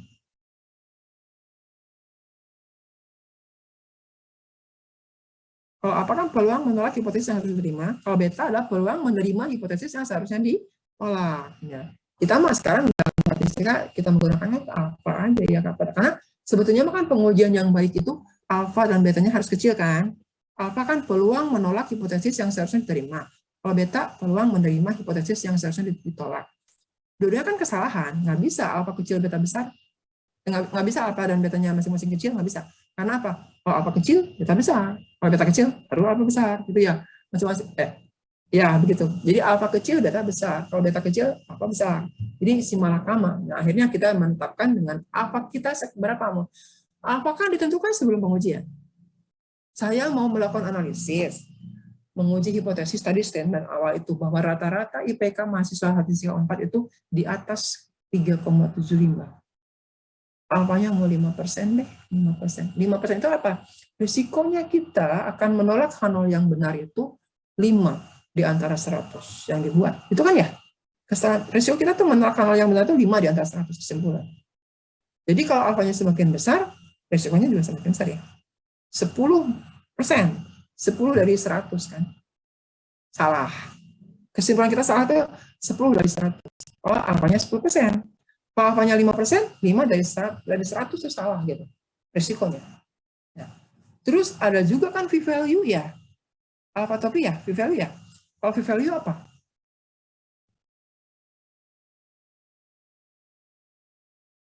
temannya alfa kan, tapi dia mah dari statistik uji, ya. P-value mah kan diperoleh dari statistik uji kita, dari sampel kita. Kita dapat sampel, terus dilakukan pengujian hipotesis ya, dapat nih nilai statistik ujinya berapa. Nah, kekuatan dari statistik uji itu kan diekspresikan dengan alfa topi kan. Nah, kalau misalkan si alfa topi ini tuh lebih besar dari alfa yang tadi ditetapkan 5% atau alfa topi lebih besar dari alfa yang ditentukan di awal, nol kan di apa terima? Nulis aja kelihatan nggak kalau nulis? Kalau p-value lebih kecil alfa, apa kesimpulannya? Kalau p-value lebih besar dari alfa, apa kesimpulannya? Ini mah nol ditolak nih yang pertama. Oh ya pasti diterima kan? Pasti nanya sama dengan di mana? Sama dengan T antara berantah, ada yang ngambil di sini, ada yang di sini alfa. Kalau sama dengan T. Iya, tapi Ibu strike aja dulu. Alfa topi lebih kecil alfa, nol ditolak. Alfa topi itu apa? P-value kan? Ini P-value ya. Alfa topi adalah P-value. Apaan sih P-value? Tadi diterangkan. P-value adalah risiko juga ya. Risiko menolak nol yang menolak berdasarkan sampel. Ya, kalau alfa mah kan belum melakukan pengujian ya. Saya mau 5% deh alfanya. Taraf signifikansinya 5%. Jadi, kalau misalkan 5% itu artinya saya nanti kalau melakukan pengujian hipotesis, itu tuh punya risiko 5 dari 100 pengujian dengan cara yang sama itu saya salah.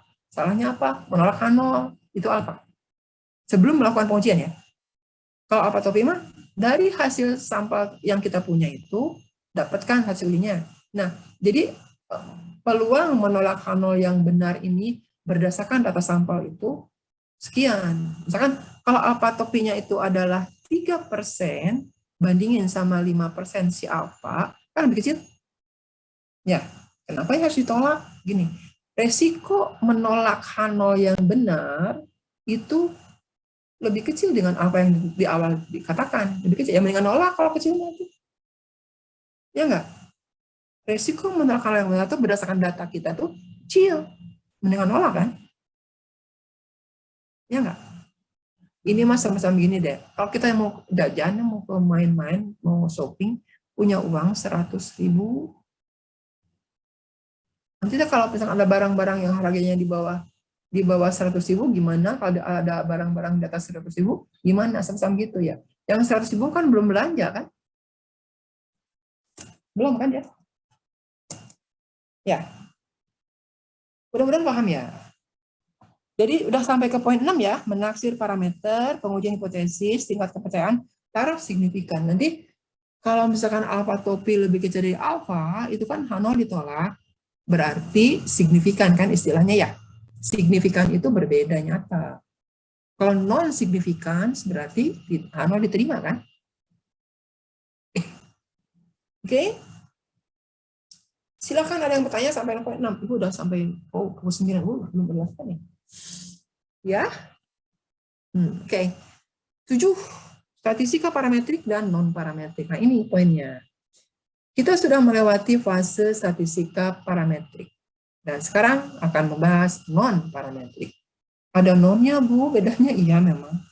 Kalau dalam statistika parametrik, selalu analisisnya itu, analisis dalam pengujian hipotesis, dalam menaksir parameter, distribusinya itu diperhatikan. Itu parametrik. Kalau non-parametrik, distribusinya tidak diperhatikan. Kalau dengan diperhatikan, dicuekin, Bu, ya. Artinya menggunakan ranking ketika datanya adalah kualitatif. Ya. Nah, tapi ada juga nanti distribusinya adalah G-Koda, chi-square, ya. Apaan sih yang di parametrik itu diperhatikan? Contoh, waktu menguji sebuah rata-rata, kan harus ada diasumsikan berdistribusi normal, gitu ya. Rata-rata IPK-nya di atas 3,75. Ngambil sampel 20 mahasiswa. Apa variabel diukurnya? IPK kan? IPK skala ukurnya apa? Interval, apa rasio? Silakan dipikirkan. Kemudian ada asumsi bahwa si IPK itu, variabel IPK itu harus berdistribusi normal, maka boleh pakai Z ataupun pakai T. Kalau simpangan baku diketahui kan pakai Z. Kalau simpangan baku tidak ketahui kan pakai T. Asal distribusinya normal. Itu kan asumsi. Artinya harus normal gitu ya. Boleh pakai Z, boleh pakai T ketika N-nya kecil dan sigma nggak tahu. Itu yang dimaksud dengan parametrik. Mengacu kepada distribusi tertentu. Tidak harus normal, cuman dalam metode statistika parametrik yang dibahas itu asumsinya normal. Pada umumnya buku-buku dalam tingkat lanjut juga misalkan dalam regresi, nanti kekeliruannya, epsilonnya harus berdistribusi normal, rata-ratanya 0, variannya sigma kuadrat epsilon, misalkan gitu. Normal. Umumnya ke normal. Kenapa ke normal? Normal kan cantik ya. Simetris kan kalau normal. Masih nggak normal? Masih nggak? Distribusi normal seperti apa? Ibu tuh mau ke dashboard, ke whiteboard-nya. Ini whiteboard ada di mana sih? Di new share. Ini ya. Kelihatan whiteboard nggak? Nih. Kelihatan? Terlihat. Whiteboard Ibu kelihatan nggak? Kelihatan, Bu. Kelihatan. Alhamdulillah. Nih, normal. Distribusi normal. Variabelnya tuh X misalnya. X-nya variabel. Syaratnya apa? Kontinu kan? Variabel kontinu. Kalau jumlah mahasiswa tiap kelas kan bukan kontinu. Tadi kata Areta, diskrit itu mau, ya. Berarti nggak masuk kontinu. Kemudian apa? Skala pengukurannya apa? Skala pengukurannya kan minimal interval. Terus fungsinya apa? Fungsinya fx kan fungsi densitas ya. Fungsi padatnya adalah apa tuh masih ingat? 1 per sigma akar 2 pi e pangkat min setengah x kurang mu dibagi sigma dikuadratkan. Itu kan ya? Batasnya berapa sih x? Minta terhingga sampai tak terhingga. Gitu ya? Kurvanya seperti apa, Bu? Kurvanya itu pengen ganti tinta kayaknya. Kurvanya gimana? Kurvanya T, itu suka mencek. Gini kan ya? Di sini itu kan mu ya, mu. Terus ada simpangan baku itu di mana di sigma T? Sigma T kan di sini ya. Mu kurang 1 sigma, di sini ada mu tambah 1 sigma, di sini mu kurang 2 sigma, di sini ada mu tambah 2 sigma, di sini ada mu kurang 3 sigma, di sini mu tambah 3 sigma. Itu ya. Berarti dia itu berasimptot ya. Ini mangap nih masih terbuka. Ini kan di sini simetris. Simetris. Yang simetris itu belum tentu normal, tapi normal selalu simetris. Lihat itu. Simetris belum normal, tapi disebut normal simetris. Artinya apa? Luas kiri dengan luas kanan kan sama ya? Sekarang kan simetris. Cantik kan distribusi normal mah? Cantik. Apa Bu contohnya? Nilai ujian berdistribusi normal. Mungkin nggak negatif enggak? Terpancung gitu ya. Contoh lain, misalkan suhu lah, normal. Suhunya normal, enak nih. Nggak panas, nggak dingin gitu kan ya? Artinya kan keadaan dingin banget dengan keadaan panas banget kan seimbang di sini. Gitu ya? Nah, berkumpulnya umumnya pada nilai rata-rata. Di sini ngumpul rata-rata dan modus, bagian itu ngumpul. Kan kalau simetrisme ya,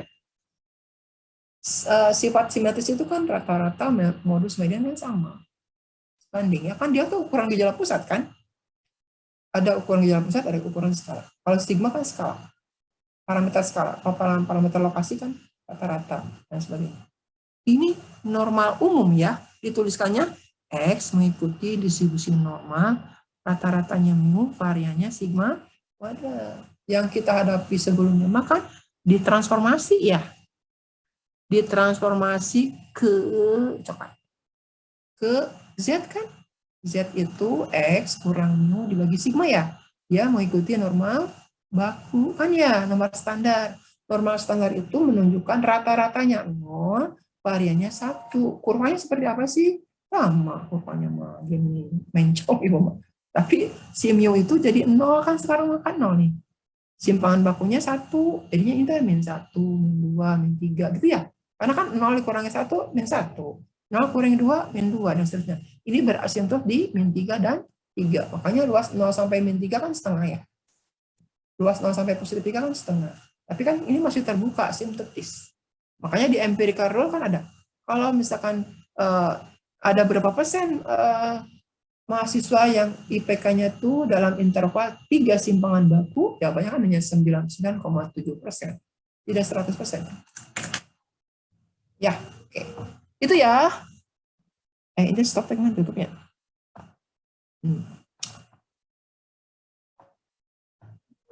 Kita masuk ke yang lainnya. Apakah sudah berpindah screen? Sudah. Oke. Nah, jadi udah tahu ya sekarang ya, perbedaan statistika parametrik dan non-parametrik. Apa tadi teh perbedaannya?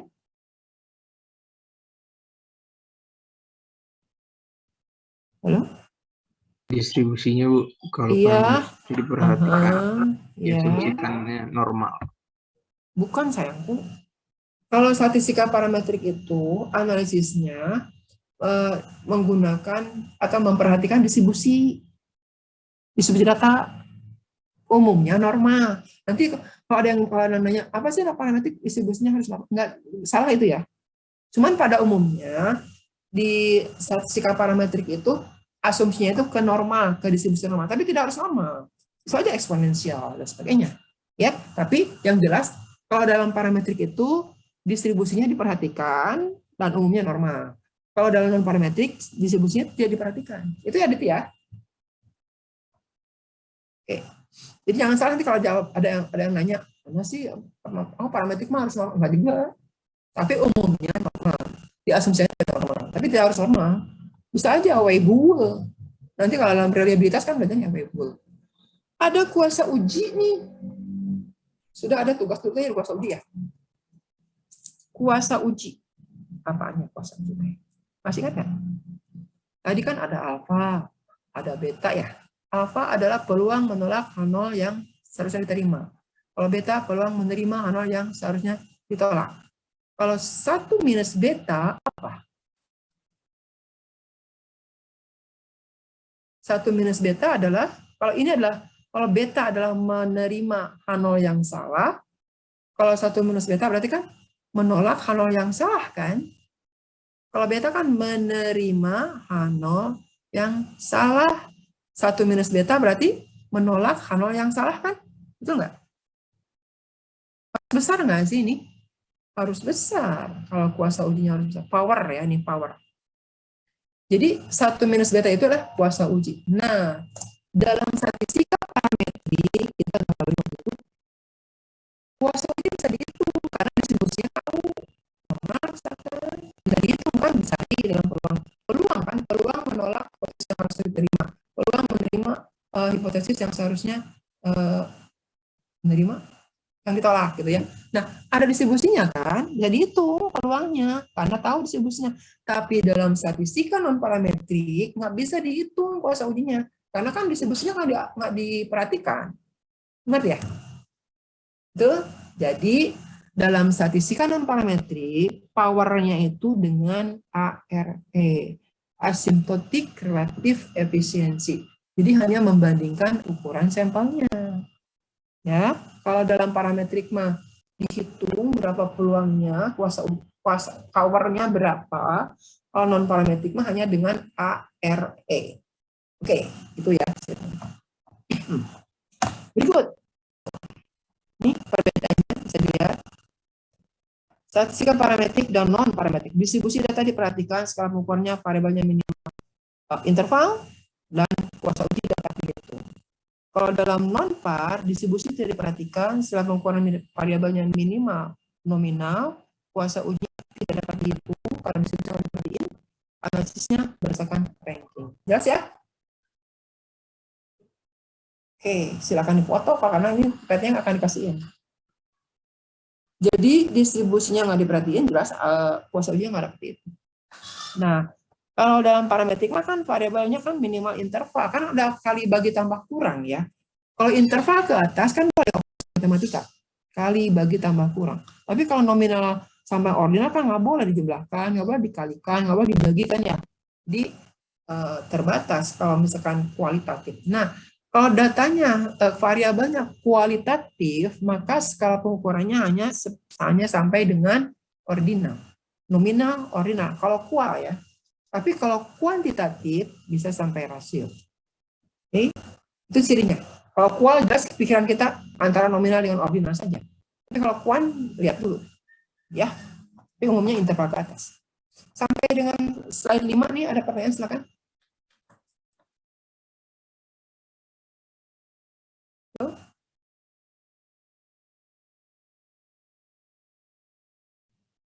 Belum ada, Ibu. Belum, siap. Masuk ke slide 6. Mana menghitung sekarang? Oke. Nah, ini ada. Pada umumnya, analisis data dengan non-parametrik, parameternya tidak dapat dituliskan. Demikian juga dalam mengkuantifikasikan besarnya perbedaan antar dua populasi. Kalau dalam parametrik, maka tahu. Rata-ratanya tadi, rata-rata IPK-nya di atas 3,75. Maka kita akan tuliskan bahwa rata-rata IPK-nya di atas 3,75. Gitu kan? Tapi kalau misalkan non-parametrik masih susah. Yang minum obat herbal itu relatif lebih kuat dibandingkan yang tidak minum herbal. Gitu. Kuatnya gimana ya? Gitu kan? Bisa kan? Tapi kalau misalkan dengan kalau variabel yang diukurnya itu adalah dari bisa ya. Kalau misalkan dengan kalau sekarang mesin DBD dengan trombositnya jadi banyak kan bisa hitung rata-rata ataupun jumlah trombositnya sekian puluh ribu gitu kan. Itu kan dihitung ada ukurannya misalkan yang lainnya. Itu bisa jelas kalau dengan parametrik. Wah, asumsinya apa nanti gitu ya. Kalau non-par kan dia lebih sukses dibandingkan yang temennya gitu kan. Susah ya. Sukses. Diekspresikan sukses apa? Apakah indikator sukses itu dari penghasilan, dari IPK, dari waktu tempuh skripsi, gitu kan macam-macam. Ya. Oke. Perbedaannya juga susah kan. Kalau ini si A sukses dengan B itu bagaimana bedanya? Nomor 2-nya apa? Pada prosedur parametrik ada informasi yang terbuang, contohnya dalam uji tanda yang hanya menggunakan. Oke. Ini ada informasi yang terbuang nih kalau dalam parametrik. Contohnya apa? Karena bicara ranking ya. Karena bicara ranking, kalau misalkan ini adalah ada angka ya, 4, 8, 3, 4, 2, 5. Kalau dibikin ranking ya, ini 1, 2, 3,5, 3,5, 1, 2, 3, 4 ya, 5, 6 ya. Nih. Ini rankingnya 6, ini rankingnya ada 5, bedanya 3 kan sebenarnya. Ya, tapi di sini kalau ada angka lain yang rankingnya misalnya kelompok 1 ya, kelompok 2 mah angkanya tuh misalkan gini, 10, 12, 15, 17, 18, 11 misal di ranking. Yang paling kecil kan 10 tadi ya. Paling kecil kan 10, 1, 2, 3, 4, 5, 6. Nah, 6 di sini mah kan 18. Di sini mah 6 itu kan 8. Ya. Beda kan nggak bisa dilihat informasinya. Ya. Oke. Kalau uji tanda mah kan dengan ini lebih besar lebih kecil kalau tanda mah. Si A lebih besar lebih kecil misalkan ini. Ini sebelum uji tanda mah kan dibandingkan 2 sampel misalkan ya. Sebelum setelah. Sebelumnya 7, setelahnya 8. Sebelumnya 2, setelahnya adalah 12. Ini bedanya berapa? Bedanya 1. Ini bedanya adalah 10. Ini ranking 1. Ini 1 itu bisa ranking 1 yang 2. Susah, padahal kan ini 7, 8 kan bedanya 1 ya. Ini bedanya 10. Bedanya 10 kan. Ini rankingnya 2. Nggak bisa. Atau positif aja, positif negatif gitu ya. Oh maaf, lu belum tanda, belum ranking. Kalau tanda itu hanya positif negatif. Misalkan ini 8 kurang 7. Oh, sebelum kurang setelah misalkan. Sebelum kurang setelah ini min 1. Ini adalah min 10. Ini ada minus, ini minus. Tapi ini minusnya gede, minusnya kecil banget kan ini kan. Tapi tandanya minus, dua-duanya minus. Karena tanda, kalau uji tanda hanya bicara negatif dan positif. Nah, kelihatan tuh jaraknya. Paham? Halo? Paham nggak? Belum, Bu? Ya, nanti kita bahas uji tanda ya. Kerasa gitu ya, negatif, positifnya teh. Ini negatif padahal bedanya ada bedanya ada lebih jauh gitu. Nanti kelihatan. Ada apa nggak nih? Mumpung masih dibahas. Ini nomor 3 mah udah dibahas tadi ya. Asymptotic relative efficiency yang merepresentasikan perbandingan ukuran ya. Jadi hanya dengan ukuran sampel saja. Sampai dengan poin ini di slide 6. Tidak ada? Oke.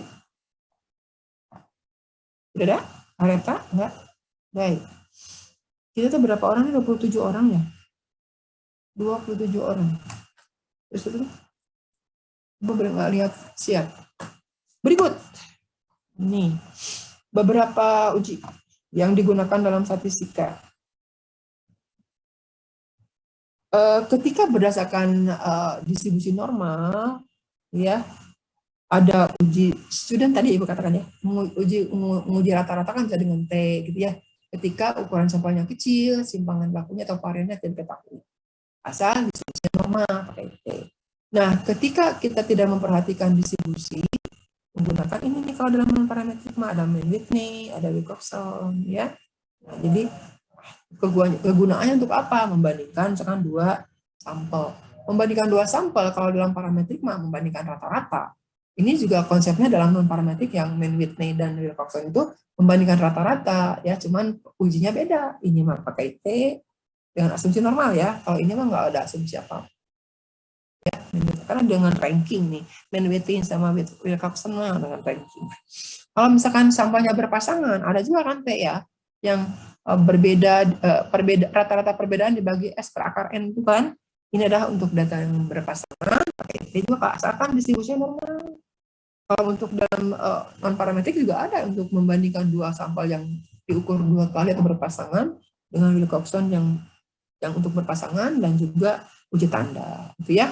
Sama ini ya, memperlihatkan perbedaan ya, menguji perbedaan. Ada koefisien korelasi ketika diasumsikan normal atau berdistribusi normal pakai Pearson. Kalau hanya ngitung aja nggak apa-apa, nggak pakai asumsi. Tapi kalau udah sampai ini korelasinya itu signifikan nggak sih dalam populasinya, baru kan pakai asumsi normal.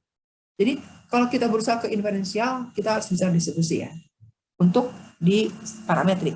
Kalau non parametrik mah meskipun inferensial nggak pakai distribusi, asumsi distribusi. Jadi untuk diuji juga nggak apa-apa pakai eksperimen kalau tidak mengasumsikan distribusi normal. Kalau diasumsikan sama distribusi normal pakailah Pearson ketika skala pengukurannya tadi apa? Minimal interval. Kita nggak bisa mengasumsikan normal kalau skala pengukurannya adalah ordinal dan nominal ya. Tadi kan syaratnya normal itu kan minimal interval. Dan seterusnya ini ada bisa di ya, ada menguji kesamaan varian ya dengan ini ya. Kalau ini memang menguji ini beberapa rata-rata ya. Pakai ANOVA yang sampel mu1 sampai mu2 sampai mu3, pakai ANOVA, pakai F yang mean square error dibagi mean square treatment dibagi mean square error itu ya. Tapi asumsinya normal dan variasi homogen. Terus kalau Wallis nggak ada asumsinya. Ini pakai apa yang ini? Membandingkan beberapa mulai dari 3 sampel ya yang saling bebas. Kurzweil-Wallis. Kalau Friedman nanti saling berhubungan. Ini menguji kesamaan varians, ada Friedman. Oke, itu ya gambarannya ya. Ini berikutnya ada ARE. Nih tadi ya kalau dalam statement parametrik itu pakai ARE. Uji tanda kan tadi pasangannya dengan uji ya. Jadi ARE 0,637 itu artinya bisa begini, bisa diartikan bahwa kalau diuji dengan T karena asumsi normal tadi ya, berdistribusi normal itu cukup digunakan sampelnya itu 637. Tapi kalau dengan uji tanda memerlukan sampel 1000. Seperti itulah. Ya, sama ini juga artinya. 1000 ini harus 905 untuk parametrik, kalau dengan Wilcoxon mah 1000 dan seterusnya. Ya, ini hanya gambaran saja ARE maka seperti ini hasilnya. Oke. Nah, langkah-langkah pengujian hipotesis. Masih ingat nih langkah-langkahnya? Merumuskan hipotesis statistiknya, menuliskan taraf signifikan, tuliskan statistik ujinya, kemudian tuliskan daerah kritisnya atau p-value-nya. Kemudian kriteria ujinya kan hanya ditolak apabila p-value lebih kecil dari alpha ya, buat kesimpulan. Ini 5 langkah penting yang akan selalu ingat ketika kita mempelajari pengujian hipotesis. Jadi umumnya dalam non-parametrik itu pengujian hipotesis, karena statistik uji. Ya. Ini mah sudah pernah dapat ya. Signifikan kan suka-suka si peneliti mau berapa ya. Distribusi sampingnya ya distribusi samping. Oh, non-parametrik ada distribusi sampingnya, ada kan tadi distribusi binom. Apakah hanya melihat tanda positif negatif aja? 2 kategori berarti binom. Ini adalah gambaran apa aja sih yang akan dipelajari kita nanti. Akan dibedakan berdasarkan skala pengukurannya ya, ada uji binom, ada chi-square, kita coklat, ada Metzner ketika 2 sampelnya berhubungan, ada pakai Fisher sama chi-square juga ketika dua sampelnya saling bebas kalau berhubungan untuk sampel dengan koheren. Ini responnya 01, independen itu menggunakan chi-square gitu ya. Kalau ukuran asosiasinya ada Kramer, ada pi ketika 2 kali 2, ada simetrisnya apa lambda gitu ya. Untuk ordinal dan seterusnya ada ini di parametrik statistiknya ya. Nanti kita pelajari ini semua. Oke, nah masuk materi. Baru sekarang masuk. Silakan ada pertanyaan dulu sebelum ke materi pertama. Ya. Ya gitu. Kasus satu sampel yang pertama adalah GOF tadi ya, Goodness of Fit Test. Kita akan bedakan berdasarkan skala pengukurannya. Yang pertama adalah kalau interval dan atau rasio. Yang kedua nominal, nanti uji kecocokan dengan chi-square. Kalau dengan ordinal nanti dengan Kolmogorov-Smirnov, ya, one sample test. Jadi Kolmogorov-Smirnov itu bisa untuk menguji kecocokan distribusi, bisa juga untuk menguji kecocokan distribusi bukan distribusi normal, ya. Kalau distribusi normal khusus Lilliefors, Kolmogorov. Jadi Kolmogorov secara umum ya, umum. Yang Lilliefors itu bisa untuk normalitas, bisa juga untuk eksponensial atau distribusi yang lain. Tapi kalau Kolmogorov yang ordinal ini mah, yang skala pengukuran ordinal itu untuk menguji kecocokan, menguji apakah distribusinya itu meningkat, apakah distribusinya meningkat ataukah menurun. Tapi skala pengukurannya adalah ordinal, ya. Nanti akan bisa juga uji bino yang uji yang berdasarkan uji bino. Tapi syaratnya apa? Nominal dan kategorikal. Dan yang terakhir adalah sampel rantas. Jadi uji acaknya paling mudah nih. Nomor C itu paling mudah. Nanti kalau ujian yang paling pertama kita akan yang gampang banget. Ya. Masuk ke sini uji normalitas. Sebelum menentukan alat analis apa yang cocok untuk data yang dipunyai, perhatikan terlebih dahulu skala pengukuran dari variabel bandingannya. Apakah nominal, ordinal, interval, atau rasio? Kalau nominal ordinal, jelas kita tidak akan mengejar ke asumsi ya. Asumsi normal kan? Asumsi dalam hal ini normal ya. Belum ke asumsi distribusi yang lain, variabel itu nanti direlativitas. Kita base-nya ke statistika parametrik aja ya. Di statistika parametrik asumsinya distribusi normal. Tidak berarti statistika parametrik itu harus normal. Tapi yang kita pelajari di metode statistika parametrik adalah distribusinya adalah normal ya. Tidak berarti non parametrik itu tidak bisa normal, tapi distribusinya sudah diperhatikan kalau parametrik. Oke. Jadi ketika variabel kita itu adalah nominal atau ordinal, kita udah langsung balik kanan ke non parametrik. Tapi kalau interval rasio, sayang bisa kalau ukurnya itu interval, cek dulu deh normalitasnya. Kalau normal kita baliknya ke parametrik, gitu ya. Jadi contoh ya. Ada melakukan kemudian ya. Variabelnya itu misalnya tadi itu apa ya? Variabel kita itu X ini ya. X ini adalah tadi ya jumlah kuota ya, berapa kilobyte dan seterusnya ya. Pasaran jumlah kuota adalah besar pengeluaran totalnya, besar pengeluaran untuk membeli kuota internet ya, untuk belajar atau main game. Ini kan uang ya. Ini kan rupiah ya. Besar, jadi ingin tahu apakah pengeluaran mahasiswa statistika 2021 itu di atas 50.000 sebulan gitu ya. Di atas 50.000 per bulan. Kan ibu membeli data berarti datanya dari mahasiswa. Ngambil sampel gitu ya. Karena variabelnya adalah besar pengeluaran itu dalam rupiah, itu kan skala pokoknya bukan nominal, bukan ordinal kan? Kalau nominal mengeluarkan dan membeli atau tidak gitu kan? Yang diamatinya hanya membeli dan tidak membeli, nominal kan? Atau yang ordinal sedikit, sedang, banyak misalnya, bertingkat kan? Sedikit atau kurang dari sekian, antara sekian, di atas sekian, itu ordinal. Beda dengan 100.000, 250.000, 70.000, itu kan rasio ya. Nah, kalau dalam rupiah rasio tadi ya, 10.000, 15.000, 25.000, itu kan sudah masuk ke rasio. Maka untuk menguji karakteristik populasi mahasiswa 2021 dalam hal biaya untuk membeli kuota, karena variabel yang diukurnya adalah besarnya uang, itu rasio. Cek dulu normalitasnya, gitu ya harus disebut. Tapi kalau yang diukurnya itu adalah bukan besar uang, tapi apa ya, beli tidak beli misalnya kan ada dari pemerintah, itu kan nominal, nggak bisa dengan parametrik ya dalam suatu negara ya. Oke. Nah jadi apabila saya pengukurannya interval rasio, maka sebaiknya diperiksa dulu apakah normalnya. Jadi di sini sayang kalau salah pengukurannya interval ke atas, jangan dengan parametrik, kan tadi kuasa ujinya lebih rendah dibandingkan parametrik ya. Kalau di non-par ya, kan ini tadi kelihatan ya, sin test dengan T kan beda 0,55 ya rasionya. Oke, nah metode untuk menguji normalitas itu banyak, ada chi-square, ada leading force, ada Kolmogorov-Smirnov.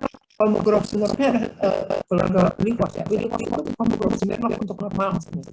Anderson-Darling, Sapir-Witz, Dark-Bera, dan lain banyak, ada Kiki-Plot ya. Itu hanya bahas tugas. Wah, udah tugas lagi Bu? Ya, karena kan sekarang media pembelajaran banyak. Ini nih kalau andaikan menggunakan Sapir-Witz itu dengan leading force ya. Jadi Kolmogorov-Smirnov ya. Kolmogorov-Smirnov itu dengan leading force. Jadi leading force itu anak masih keluarga Kolmogorov-Smirnov yang khusus menguji normalitas dan eksponensial ya. Oke, hipotesisnya gimana, statistiknya bagaimana, kriteria ujinya bagaimana, kayak hipotesisnya. Oke. Kalau kita bicara di sini adalah ini ya, kandungan sodium menjadi kandungan sodium. Gimana sih hipotesisnya? Berarti hipotesisnya adalah angka 1 kan? Anda masih ingat? Oke, gimana ya kandungan 0,1 kandungan sodium. Bentar, sorry Bu kesini. Nih, contoh berikut adalah kandungan sodium dalam miligram dari 10 porsi makanan siap saji yang dipilih secara acak dari KV-CD3 Kandungan sodium ini ada 72 mg. Ini ada 10 porsi makanan yang dipilih secara acak.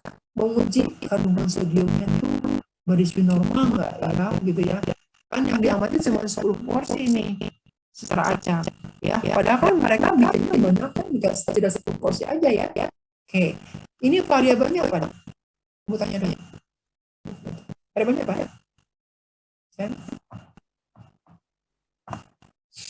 Apa ya variabelnya? Bisa.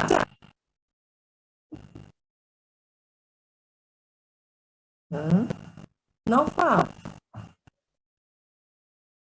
Melisa. Rasio tadi. Variabelnya siapa? Saya? Ini siapa yang jawab? Oh, Nova. Bukan Nova. Rasio mah skala pengukurannya. Variabelnya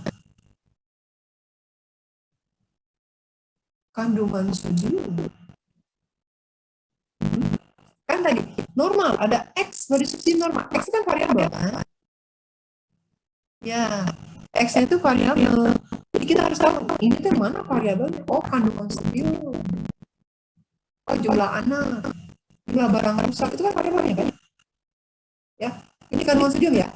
Kandungan sodium adalah variabelnya. Oke, kual apa kuan?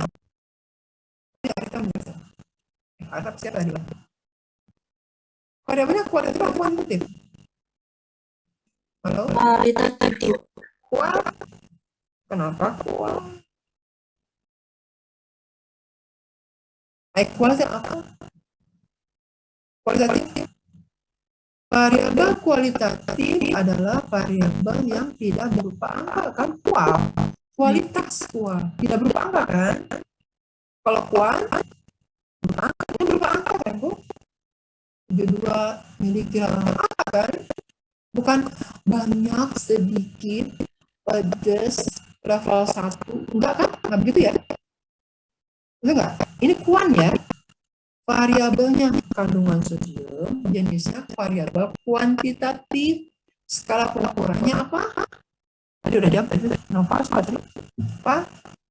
Rasio. Rasio ya. Soalnya ngebahas. Rasio ya. Ini penyanyi. Bisa nyanyi Pak? Enggak Bu, lagi serak dulu suaranya. Apa-apa. Ya, Ibu ada suka jelas. Variabelnya kandungan sodium, kuantitatif, skala pengukurannya adalah rasio. Biasakan itu ya, untuk semua analisisnya harus tahu. Mana? Bukan di mata kuliah statistika. Non parametrik aja. Di regresi juga harus tahu mana variabelnya kan ya. Nanti ujian sidang jangan sampai nggak tahu. Nanti itu yang cerain. Kuantitatif, skala pengukurannya rasio ya. Variabelnya adalah kandungan sodium. Oke, jadi hipotesisnya gimana? Tadi kan tanya nih, hipotesisnya apa gitu ya? Ya, Ibu bikin slide baru. Nggak pakai. Oh, mendingan pakai itu ya, pakai whiteboard. Whiteboard. Nih. Kalau annotate kan nggak hapus. Ini dihapusnya gimana? Di delete. Oh, ini aja kayak clear ya. Clear all Oke. Hipotesis saja.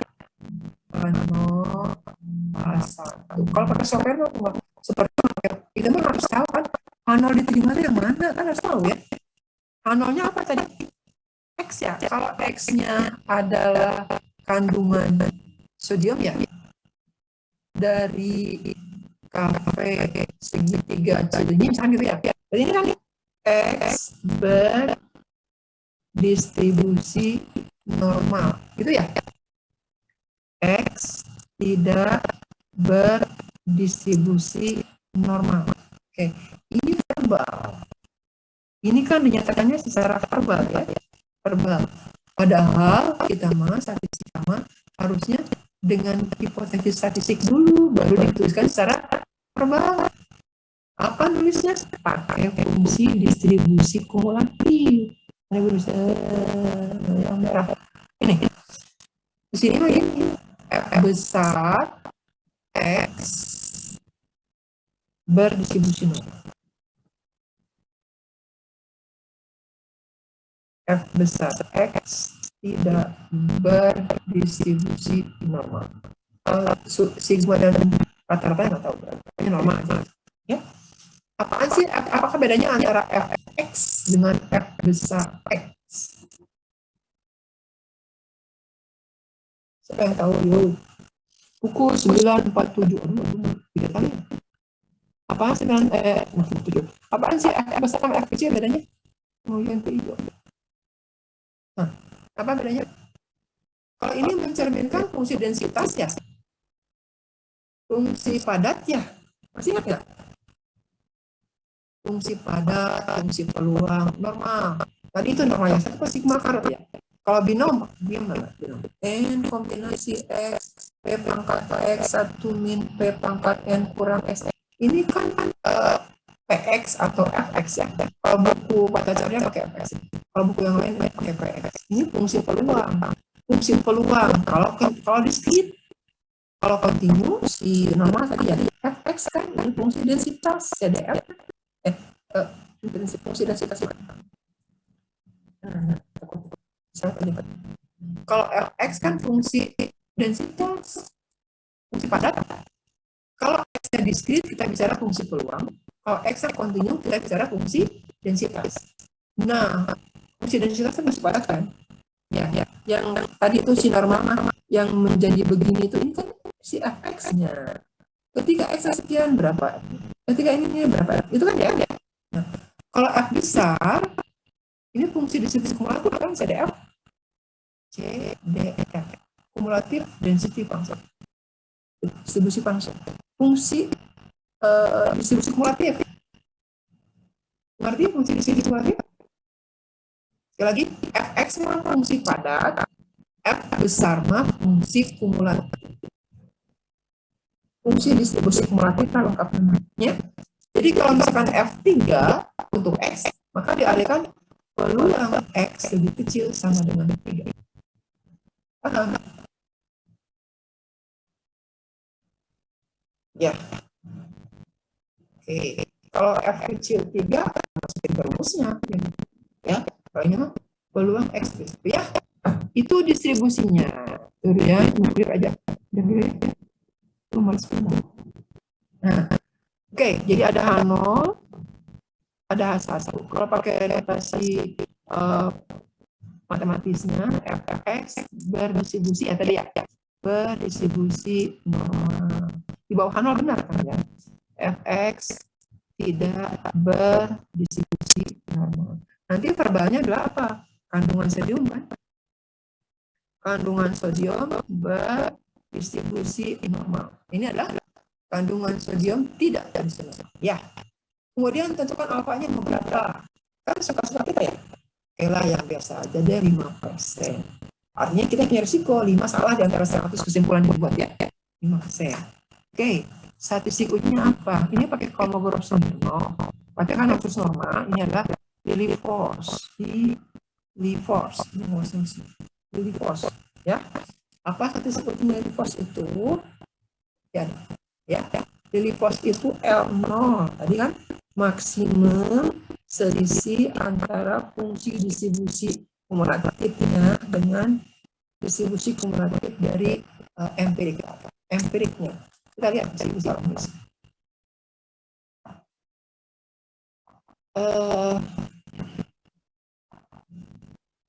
Kembali seperti kita lihat L0-nya. Nah, Fx, tapi karena nanti dalam pengolahannya diganti oleh Z angka baku, maka ini menjadi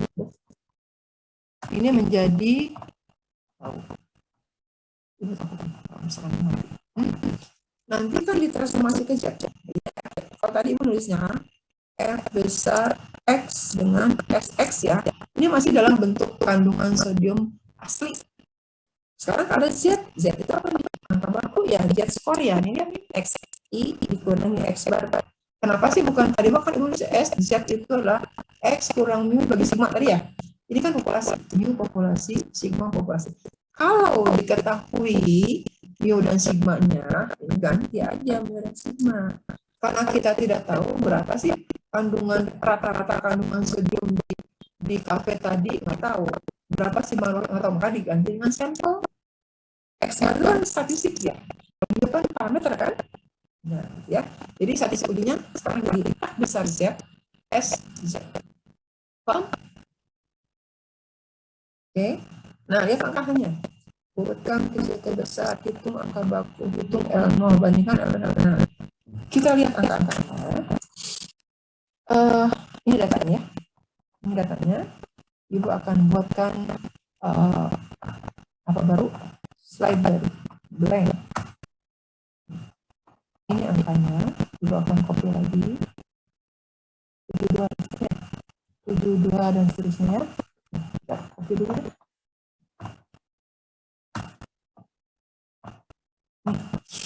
Tadi angkanya adalah 0 sudah, 1 sudah, apa sudah, statistik sudah ya.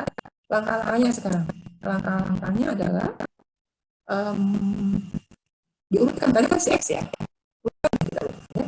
Nomor dulu deh. Nomor 72, 74, 75 ini manual. Kalau dalam software kita klik. Ini paling kecil mana? 72 ya? Ada 10. 72 ya si X-nya. Betul nggak? Paling kecil. Ini udah. Yang kedua 72 lagi. Itu. Yang ketiga berapa? 73. Oke, 72 sudah, 73 ya. 73 yang keempat. 74. 74 ini cukup. Nah, seterusnya ya, ke samping ya. Bentar, bukan ke samping. Nomor 1, langsung aja. X ya. 72, 73, 74. Berapa lagi? 5 ya? 75 kali, oke. Terus 7, 78, 79, 80 ya? Oke. Ini kemudian kita ganti jadi Z. Z-nya itu kan tadi rumusnya adalah Z adalah XI kurang X bar dibagi S ya. Lihat dulu. Berapa sih X? Ini udah dihitung pakai Excel. Rata-ratanya 75,5 ya. 75,5 sama bakunya berapa? 2,877 ya. Ibu hanya memandu aja itu ya, pakai Excel abang. Ini adalah berarti angka pertama di sini, angka pertama di sini adalah si 72 kan harus dari Z1 kan? Enggak? Jadi Z1-nya adalah 72 dikurangi rata-rata tadi kan 75,5 ya. 75,5 dibagi sama bakunya adalah 2,877. Saya kan langsung aja masukin kan nanti kan di pengadilan ya. Dapat kan Z1-nya berapa? Ya. Hitung juga Z2 sama. Karena kan sama nih. Oke. 3 itu 4 dihitung sampai 80. Ini ada yang sama berapa nih? Ini kelompok 1, yang sama ini kelompok 2. Ya, ada lagi yang sama ya? Berarti ada 10Z kan? Sampai sini mengerti? Halo, mulai? Mengertikah? Oke, siap.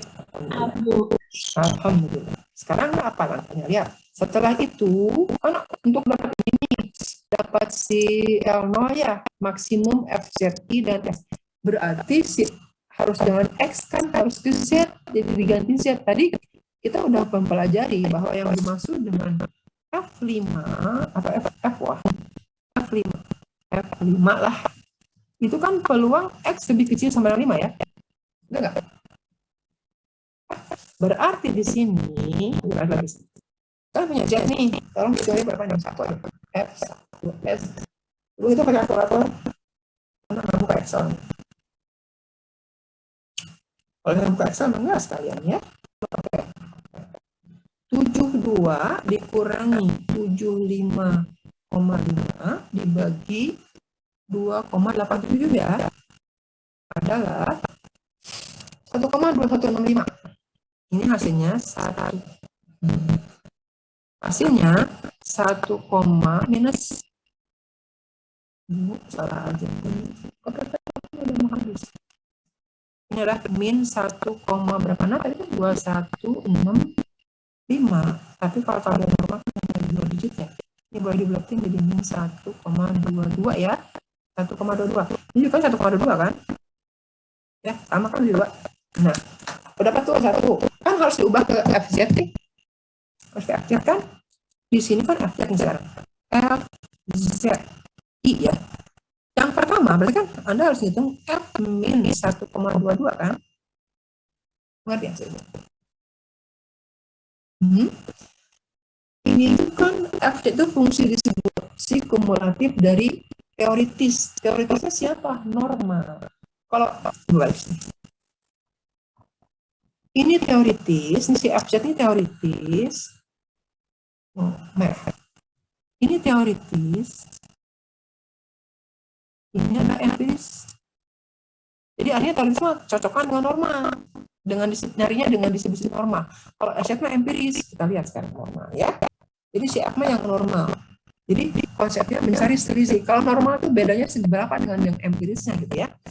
Berarti F-122 itu kalau mencari dalam tabel normal, Anda mudah-mudahan bisa punya distribusi normalnya, itu diartikan bahwa kita punya distribusi normal, gitu ya. Maaf nih, min 122 itu kan di kiri, karena 0 kan tengah, normal standar maksudnya. Ini kan maksudnya nih, luasnya, ngerti nggak? Min 1,22 ya, buka tabel. Min 122 di tabel normal, Anda dapatkan tabel yang dulu masih berlaku ya di mata cari ya. Kalau di web juga enggak. Di tabel normal min 122 hasilnya adalah itu bukan tabel. 122 minus min 0,1151. Maka min enggak pakai min kalau peluang ini kan. Ini hasilnya adalah 0, min 122 ya. 22 maaf. 0,1112. 1112. Paham sampai sini? Silakan. Ada pertanyaan? Maaf nggak? Kenapa min 112? 0,12. Anda cari tabel normal kan? Tabel normal min 1,22. Dapatlah itu 1,12. Ini mirip-mirip angkanya tapi bukan dia. Nanti 72 sama aja sekian. 73 beda lagi. 73 dikurangi ini bagi ini kan dapat angka. Cari lagi. Jadi itu tuh kumulatif kayak puzzle. Jadi kumulatif nanti dapatnya. Ya. Ibu hapus ini dulu. Maaf, ada. Oh, udah langsung. Oh, rapat. Begitu ya. Sebentar. Jadi dicari terus. Bentar Ibu lihat dari ini ya. Ke whiteboard.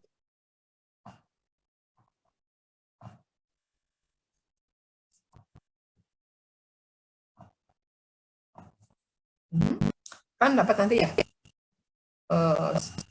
nomor 1 dan sampai 10 kan ini Z-nya ya, Z1 tadi kan min 1,22 kan, Z2 min 1,22. Oke, kolom kedua adalah FZ, ini berarti kan kumulatif ya, artinya peluang Z lebih kecil sama dengan min 1,22. Itu kan kalau digambarkan kan di sini kan di kiri dapatnya tadi berapa, 0,1112 ya. Ini juga sama kan, 0,112 sampai dengan angka yang sini 80 saja. 80 ya. Z-nya berapa kita dihitungkan. Di sini ada dihitung 80 dikurangi 20. Berapa itu angkanya? 75,5 ya. Katanya 75,5 dibagi 2,87 kan? Dapatkan angkanya. Carilah FZ ke 10 itu berapa di tabel normal ya. Nah, kemudian kolom berikutnya adalah FZI. Kan ini kan empirical. Artinya Z itu sama, peluang lebih kecil dari Z. Kita lihat aja angkanya di sini. Angka T kan 72 dan seterusnya. Maka yang dimaksud dengan cepat banget. FZ itu adalah ada berapa buah Z yang lebih kecil sama dengan dia. Atau ganti aja ke X. Ada berapa buah X yang lebih kecil sama dengan 72. Ada berapa? 2 kan di antara 10. Jadi 0,2. Betul nggak? Ngerti nggak? Tadi kan angkanya 72, 73, dan seterusnya ya. Jadi ada berapa buah Z yang ada kan diganti ke X sama aja. Kalau ke Z maka sini, karena Z berasal dari X, ibu gampangnya ke X aja. Ada berapa buah angka yang lebih kecil sama dengan 72 di antara 10 angka. Ada 2 kan, 7 dan 72 kan, di antara 10 kan. Makanya 2/10, 0,2. Betul?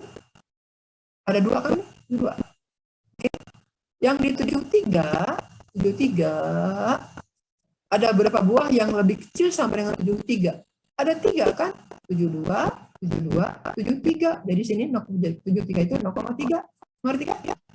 Kalau di angka 80 pasti 1 kan? Ngerti? Oke, bagus. Terus kalau ada yang jawab. Ya. Jadi di sini nanti Anda selisihkan ya. Kolom berikutnya adalah selisihkan FZ dengan SZ. Carilah yang selisih maksimum. Ini kan 0,1112 ya. Ini 0,2 diselisihkan jadi berapa? Nah, Ibu ganti nilai. Ganti. 0,112 harga mutlak ya. Harga mutlak. Jarak dari yang normal dengan keadaan sebenarnya gitu. 0,112 dengan 0,2 beda 0,0008 ya. 0,008 juga kan? Ini dikurangi ini. Halo? FZ dikurangi FZ. Kalau mutlak kan negatifnya dulu. Betul nggak sih? 0,2 diambil 0,112 dan 0,008 kegelapan 0 nggak sih?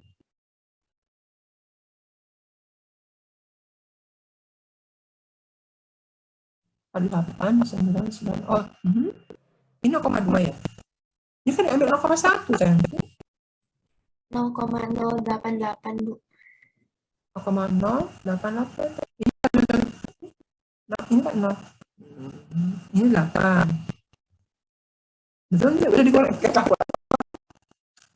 Iya Bu, 0,08. Ibu kok ini ya, Ibu kok ini keras kepala. Jadi berapa nak? 888. Ini. Ini ya. Ibu. Ada 2 kan angkanya sama ya. 0,0. Terima kasih koreksinya. Ibu kan keras kepala. Kerjaan salah. Dan seterusnya ya. Nanti kan ini di angka di sini dikurangi 0,3 dapat. Carilah nanti yang paling besar jaraknya. Ya. Angka yang paling besar kan maksimum kan sih. Kan tadi si L0 itu maksimum selisih FZ dengan SZ kan. Ya, karena X ganti oleh Z. Sadar yang maksimum. Nah, yang maksimum di sini bandingkan dengan tabel. Jika si L0